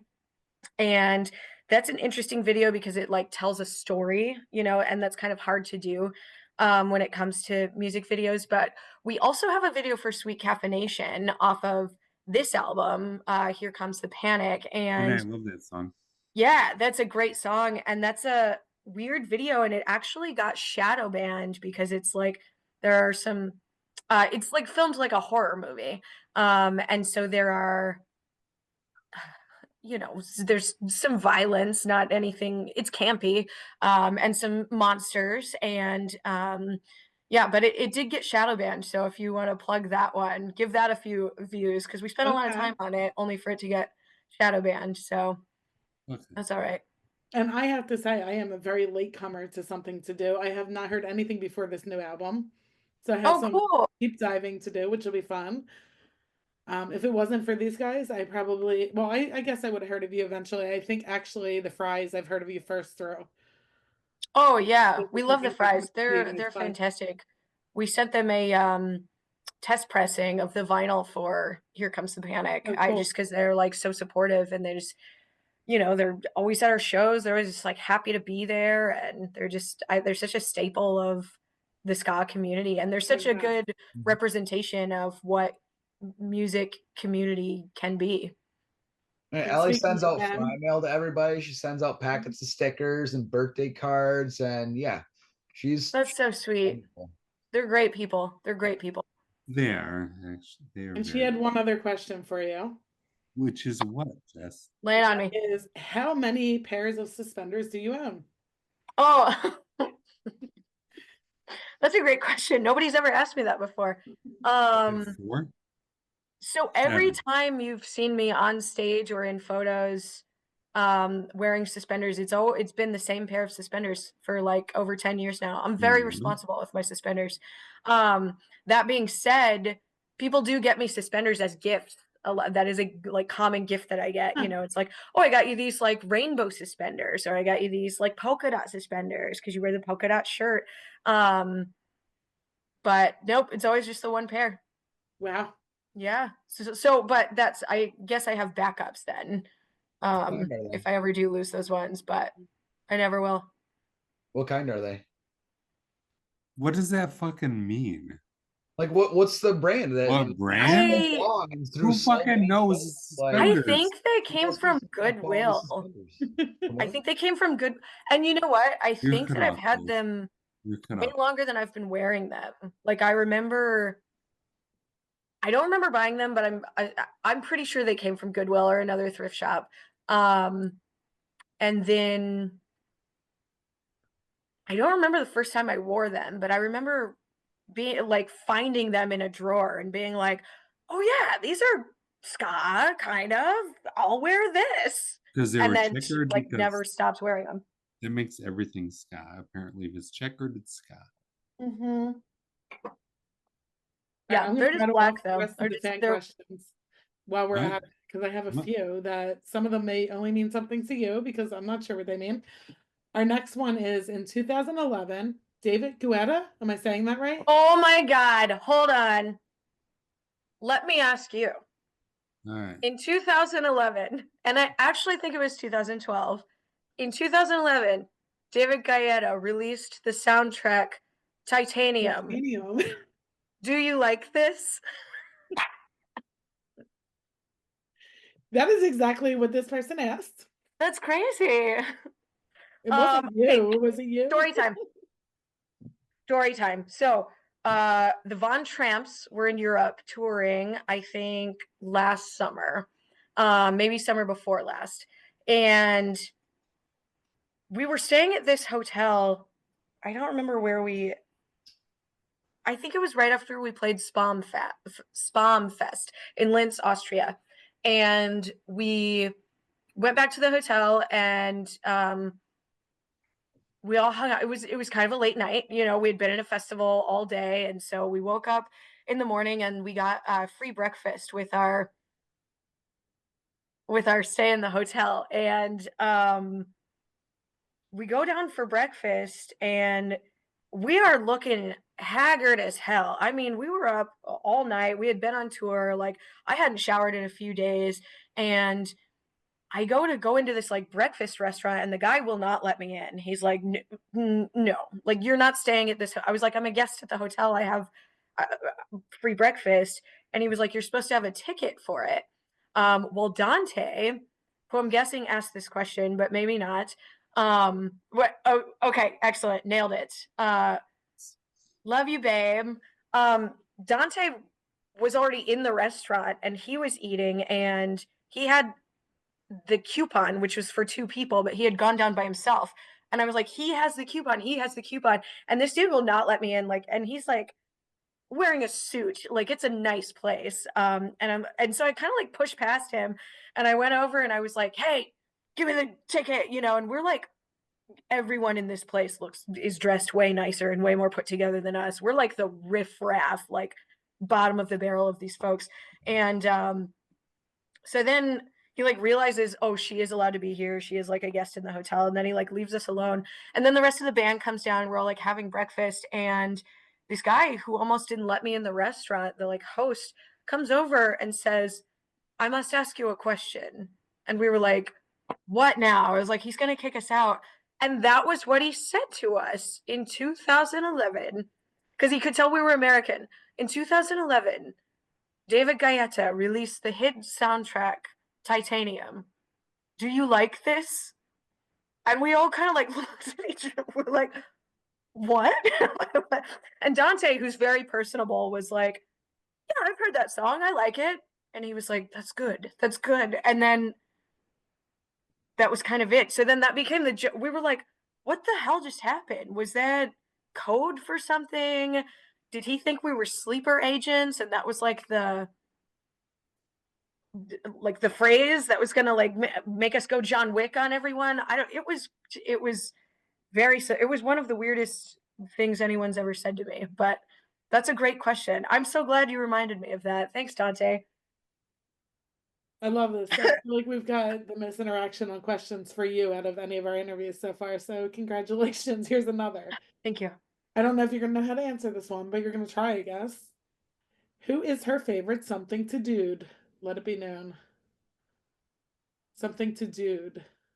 Yeah, something to dude are the members of something to do. Who is my favorite? Oh, it's me. They knew that. How could they be so silly? Oh my God. That's ridiculous. Everyone knows my favorite something to do is me. Who else was it going to be? Let it be known. Let it be new. Let it be known. Finally, I don't know this person's name because it's like paint bait. I don't know if that's What? like just like it's you. What does that mean? It's their Instagram name is paint bait. Paint bait. Like the other ones, I could tell who they were, but I don't know this one. Shout out paint bait. Shout out. Yeah. He got to chat with you at the merch table a few weeks ago, and you were telling him that you played with the Toasters at some point, and they would like to hear about that. Yeah, oh my gosh, that's a great story, actually. Yeah. I have played with the Toasters a few times. I'm very, very lucky. So Bucket, shout out to Bucket. Bucket is a great person. He's a friend of mine. He's lovely.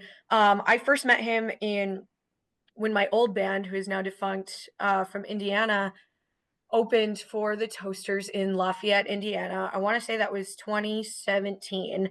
And he saw us perform, and you know, we just got to talking, and he was like, "You're a really great performer." I was like, "Thanks so much." And so we just like really connected, because obviously I was a huge Toasters fan. I was like, "I can't believe I'm playing with you guys." So the next time I saw him, Something to Do was opening for the Toasters, and that was probably 2021 or 2. It was like definitely pretty recently. Um, and I like went to say hi to him, and I was like, "Hey, I'm not," because I was also in a different band then, so I was like, "Hey, I'm not sure if you're gonna remember who I am," but I was like, "Hey, how's it going?" And before I could even say, "I'm not sure if you remember me," he was like, "Jessi Dills," and I was like, "Oh." So it was like total melt. I was like, "Yeah, yeah, oh my god, so cool." So we were opening for them 2 days in a row in Madison and Milwaukee, and um we just kind of hung out. Bucket and I, we have very similar personalities. We're both just like silly jokesters, and whatever. So we were palling around, and then that was in Madison, and then in Milwaukee, I was like, I'm just gonna hop on when they play "Don't Let the Bastards Get You Down." I was like, I'm just gonna do it. What? He's not gonna be mad. He's my friend. Um, and so I hopped on. This is at X-Ray. This is at X-Ray Arcade, and I learned the song in like the 10 seconds before I went on stage. The horn line is really easy, and so I hopped on. Well, Chris Rhodes from the Mighty Mighty Boss Tones was touring. He was playing trombone for the Toasters at the time, and so I hopped on the stage, and they were all like, happy. That's ska, right? Like everyone was like, "Oh my god," and it was like Milwaukee, so the people kind of knew who I was. So it was an exciting moment, and so I'm like playing the song. Well, Chris Rhodes was like, "Take a solo." Nice. And I hate soloing. I hate it. And especially like improv solo is just like not for me. And so I was like, "No." And he was like, "Yes." I was like, I'm not gonna say no. Like, what am I doing? And we're like in the middle of the song. Um, So I played this like kind of shitty solo. It wasn't shitty, but it wasn't great. And so I like played it, and then it was like after the show, and it was like so fun. And there's this amazing photo that someone took of me at that show that I'm really proud of. And so it's after the show, and Chris Rhodes was over by the merch table, and I go over there, and I was like, "Dude, like, why'd you make me take a solo? That was so embarrassing." And Chris Rhodes looks me dead in the eyes, and he goes, "Don't get on my stage if you ain't ready to play." Wow. When I was like, he got my ass. I was like, I mean, can't argue with that. Yeah. I thought I was going to bumble around playing the, horn line I had just learned. And I learned a lesson that day. That was, and he wasn't like shitty about it. He was smiling, and laughing, but he was like, mm-mm. So that was a real moment for me where I was like, wow, Chris Rose just like put me in my place. That's awesome. You did it. You didn't back down. Yeah. Yeah. I mean, I took the solo, so that was fine. I Yeah, love so I that. love the Toasters. I think we might cross paths again this summer, so Awesome. that'll be really exciting. You might do that again. In Oh, I Rhodes, definitely played with will. And I'll be different even bands. less prepared this time, Chris Rhodes. No, I'm joking. I'll be ready. I swear. He played at Croydon with the Toasters and gosh, why can I remember the band? I don't know. Steel Heel Oh, something. Spring Hill Jack. Thank you. That was Yeah. really bad of me. Yeah. He played with both those bands Huh. last year. Yeah, that was probably that same tour. Yeah. Speaking of touring, what are some crazy, traumatic, or stories that involve Nazis that maybe you'd want to share with our audience? Oh, What? oh my God. Yep, I brought up the Nazis. Let's do this. Yeah, well, first of all, Nazi punks, fuck off. And, Yep. Yeah. fuck you if you're a Fuck off. Nazi. Um, Fair. Yeah, so I forgot I told you this story. Okay, so Public Serpents 2024. We're touring England. And we play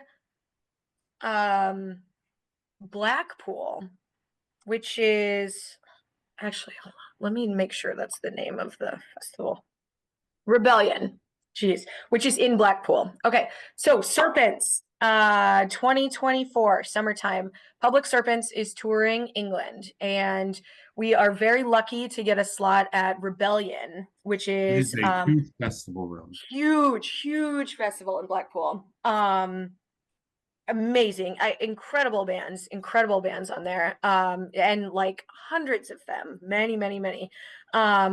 So we were really lucky. Well, not lucky, we work hard, but we got a spot on there, and we got a really good spot, and so that was cool. What we didn't know, and what I think nobody knew, or very few people knew, was that the day after we played, I think we played like a Friday night. So the next day was a Saturday. There were Nazi protests all around England in different cities. And it was all on some racist fucking bullshit that you can Google the details if you want, but I'm not gonna give them any attention. So all of these Nazis show up in Blackpool, not knowing that the biggest punk festival in England is happening that same weekend. And, none of the punks knew that these Nazi protests were going to be happening. So like, imagine you're a Nazi and you're just like a piece of shit, super fragile dude who thinks that he's going to go in and like intimidate people, and like, nobody pushes me around. And then imagine taking that shitty little attitude to the biggest punk rock festival in England, and there's hundreds of punks there, and nobody knew this was going to happen, but it was wild. It was like, at first it was kind of like, what the hell's going on? There's a protest house. Like, who would protest a music festival, And then like the details slowly started coming out, and so they locked down the venue where the festival is, which is a huge venue. There's like a bunch of different stages in there. So if you were locked out, you were just locked out, or if you were locked in, you were locked in. And so all the punks who were locked out, because there's like coffee shops and restaurants around there, like the town square, they are just brawling. And so there's like chairs flying, because again, there's like coffee shops, and so there's like patios where people are drinking coffee. Those poor bystanders, if there were any. But there were brawls, and there were like chairs thrown, and there were, it got wild out there, wild. And then the next day we were playing in some other city, I can't remember where, but we stopped at this gas station to get like snacks or whatever, and there was like all of the newspaper stand, like front row or front page of every single newspaper was all like Nazis versus punks in Blackpool, like riot, like violence breaks out in Blackpool. And it was like photos from Rebellion, or from like right outside of the venue there. So that was crazy, and it was just like so unexpected, but it was so like, well, what do punks do when Nazis show up? Here's what happens, man. So that was like some of the craziest shit I have ever seen, but it was awesome. It was so cool, just being like, who the fuck do you think you are? So yeah, lots of photos and videos you can find on the internet of the great rebellion riot of 2024. That is amazing, because they probably never saw it coming. They just thought Exactly. they would roam in and do their thing, and all of a sudden people who were gonna throw some fists up against them. And there's so many more punks than there were Nazis, Yes. like imagine the instant, just like, oh no, Like, we were tough. Yeah. Oh yeah, exactly. Because they walked up there thinking they were tough guys. Well, they learned that day. They fucked around and found out. Yeah. I was actually just talking about punching Nazis at the protest in Lansing today. Hell yeah. Hell yes. It's morally correct to punch a Nazi. Absolutely. Speed round, Jess. Oh, is it speed round? I feel like we've been doing speed round. We're going to continue doing speed round. Okay. We I did tried to play a some little speed. game called Scattergories, but it's nothing like Scattergories. It's just a bunch of speed questions. Okay. Not necessarily any right or wrong answer, just the first thing that comes to your mind, I guess. I mean, Okay. technically, some answers are right or wrong. There's always right or wrong answers. No, there's not. Really?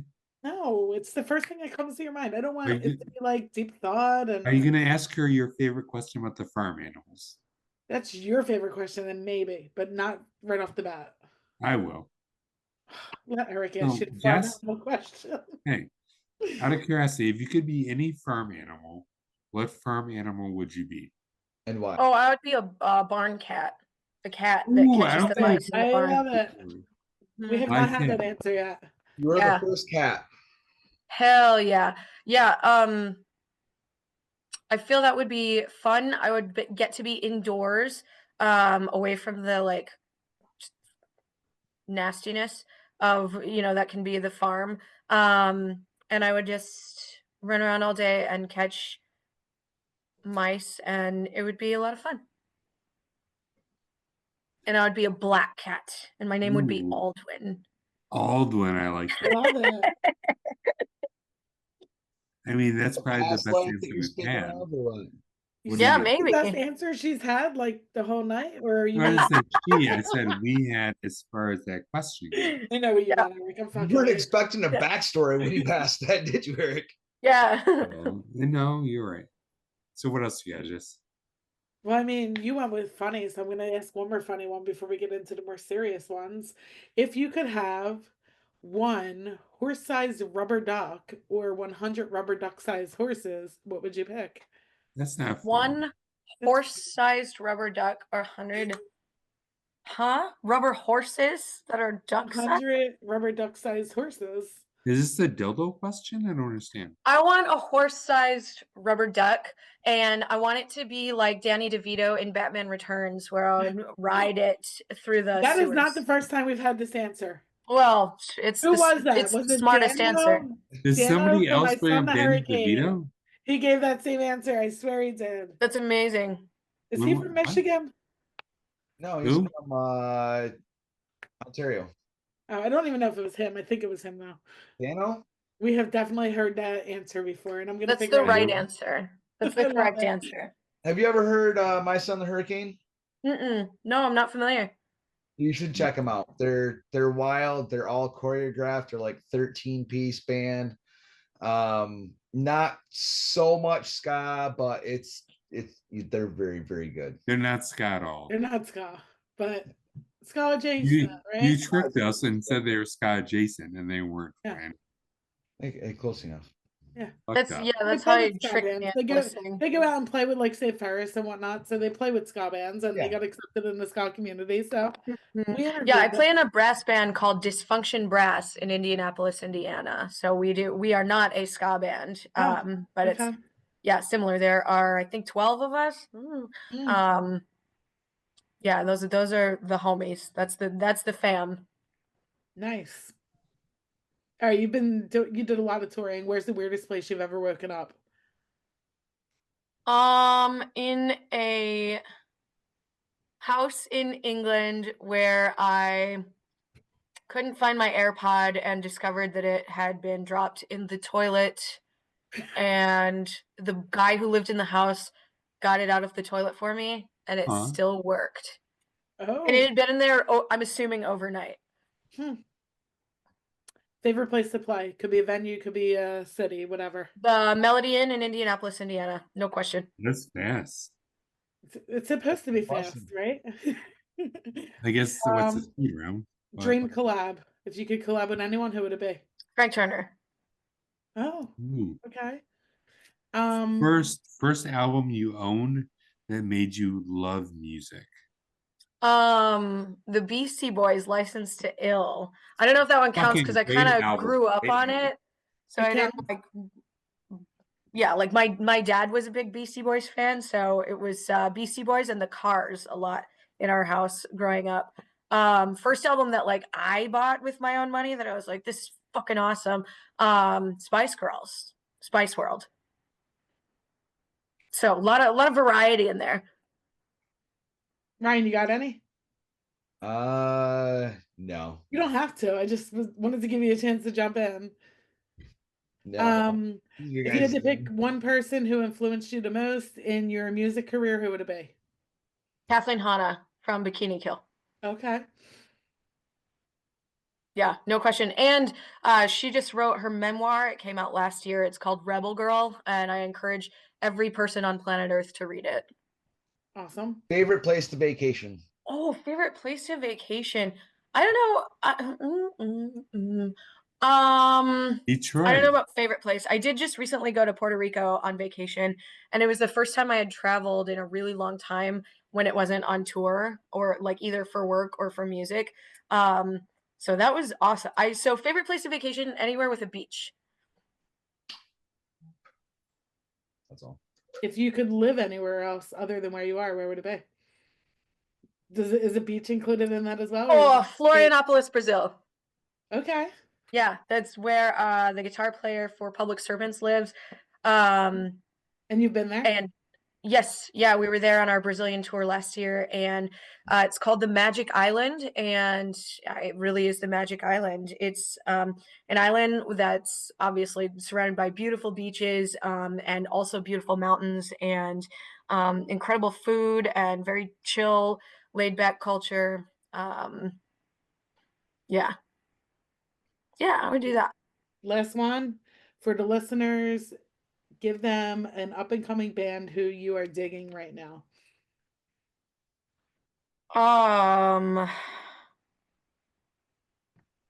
An up and It coming. doesn't even have to be up and coming. How about a band that they may not have heard of, a lesser known band? Do you guys know La Pobresca from LA? Nope. Okay, that's what I'm going with them. They've been a band for a long time. They are a Latino ska band who writes a lot of great protest music. So yeah, if we're making ska recommendations, I'm gonna say La Pobresca. Besides that, I've been really listening to a lot of New Junk City. I don't know. I think they're East Coast. I know them. Yeah, but they're catchy. If you like the Menzingers, you'll like them. Mhm. Very cool. So I like New yeah, Jersey. La Pobresca. That's my official one I want to go with. All right, Ryan, I'm passing it off to you. All right. Where you talked about the shows with Flatfoot coming up, maybe a pool party coming up. What else do you guys have going on in 25? Yeah, so Local Legends is playing actually this Saturday in Milwaukee. It's a house venue called the Peeb Cave, and it's like my favorite place to play in Milwaukee. It's really fantastic. So that's going on. And then we have other stuff. Forest. Hold on. Other stuff. Yeah, so we have April 4th. Actually, April 4th, that's going to be a really good one. That's in Milwaukee at Sabbatic. And that will be something to do. Local Legends, which are two of my bands, and then Bumsy and the Moochers from Chicago. I'm sure you guys are familiar Which is a fun with. band. Mm-hmm. Yep. So we're all going to be playing together and in Milwaukee. And then we have Scapleton. So Scapleton this year, Something to Do is playing, Local Legends is playing, and then all your favorites. I think like Escape from the Zoo was just announced. There's some cool DJs. That's always a good time. And I think they're doing 3 days this year instead of 2. Or maybe yeah. So for those of you who don't know, Scapleton is a ska festival in Appleton, Wisconsin, and it's a lot of fun. A lot of folks come up for the weekend, and there's a lot of shows to catch. It's exhausting, but it's great. I'm always exhausted by the end of it. I'm gonna hop on with a lot of different bands. There's a lot of like horn sharing and things like that. And then there's punk rock bowling, of course. Public Serpents is playing. I've got tickets for that show. There we So, go. we'll Yeah, see and you we're in going to be Vegas. playing I'm coming to actually. Vegas. Yeah, there'll be a With few that. shows in the Southwest that Public Serpents is doing. You can find that tour schedule. Is it with online. Make War and Teenage Bottle Rockets, right? Yes. Mm-hmm. I Yeah. I'll be waving at you from the cheap seats, buddy. Awesome. I Mhm. can't wait to see you. That'll be super cool. It'll be is it a cool to club have show like or somebody no? I know. What's What's that? Is that a club show or is it It's a on Club the club show. show. Mm-hmm. So you'll be right at the Um, stage. What are you talking about, Eric? What? You'll be right at the stage. oh yeah, I front will. row. Front row. Yeah, and then Public Serpents has a lot of tours. So Public Serpents has like European tours that are already announced, and those are long ones. We're doing a few dates with the Rum Kicks, who are an all-women punk band from South Korea, which is really exciting. I'm a big fan of that band, so I can't They're believe that I amazing. get to play with them. And then we have some other tour announcements that I'm not allowed to say yet for later this year, but Public Serpents is going to be all over the place this year and doing a lot of cool shit because we are always doing cool shit because we're cool people. You are cool people. So But if that is a anybody lot So- to keep up with. So where might we be able to find these if we can't remember all this? On the internet, you can find me. My name is Jessi Dills, like dill pickles. On Facebook, I am Little Jessi Dills. On Instagram, I'm Jessi Dills, or my handle is Trash Pizza Trash, all one Yep. word. But if you search Jessi Dills, it should come up. So that's kind of all of the internet stuff that I do. It's hard to keep up with, but it's also fun. Can we find the links to the tours for Public Serpents and something to do on that link? Yep, if you go to my Instagram bio, it's got links to all of my bands in it. So yeah, Public Serpents is on there, and then that's you can follow all of the bands and see all the cool shit that we're doing and follow us around the world. It's a lot of fun, a lot of adventures, and wild times. Yeah, hopefully we'll see you out here in Philly soon. I think Public Serpents maybe came through last year, but I was in Yeah, California totally. at the time. I went out for No Effects and I missed that show. So Mm, I yeah, know yeah, I wasn't on that show, but it was okay. cool. Yeah. if Um, I am correct, I will see you in May and Mhm. July. So I'm excited for that. pool party in July. I might see you in July. Yeah, Pool party I might hope be- so. I hope so. Come up to Michigan, Jess. Yeah, come to Michigan. It's lovely. Thank I you. do want to add, like, for our listeners, we like to ask people to like, share, follow, subscribe on YouTube because we interview these bands and artists and we want you to hear them. So please follow so that you don't miss our interviews and check them out and follow their music. And yeah. What we really want our listeners to do is to be the fucking scene. If you want to have a scene, you got to be the scene. You need to get out to the shows and buy the merch, get up there, dance, have a good time, talk to the bands. They're friendly people. They mingle throughout the crowd in this community. And tip your bartenders well always, and just be a part of it all, because without you being a part of it all, there is no scene. Agreed. And I know I'm going to make your outro longer, but It's okay. Jessi Dills is a very good example of like a national scene. Like the few times I've ran into you, you're like, oh, I know you. And I'm like, oh, this person remembers me. And that's amazing. That's part of being part of our scene. So get out there and if you see Jessi, say hi and buy some shit from her because Yeah, please say really hi. good That's I listening. love meeting people. I love talking to people and um the more I travel, the more it's now I have friends in all sorts of different cities. So please, please, please come say hi if you see me out. Just don't tell her about your tattoo. Yeah. That's the first thing I'm gonna tell her when I see her. I'm like, Oh, I can't wait. I can't wait. All right. Well, good night, everybody. Or And I thank you so much for joining us. yes, thank you, Jess. Yeah. All right. Well, it was great to chat with you guys. And Oh. all right, well, I'll see you around. I'll see Thank you you so in much for May. having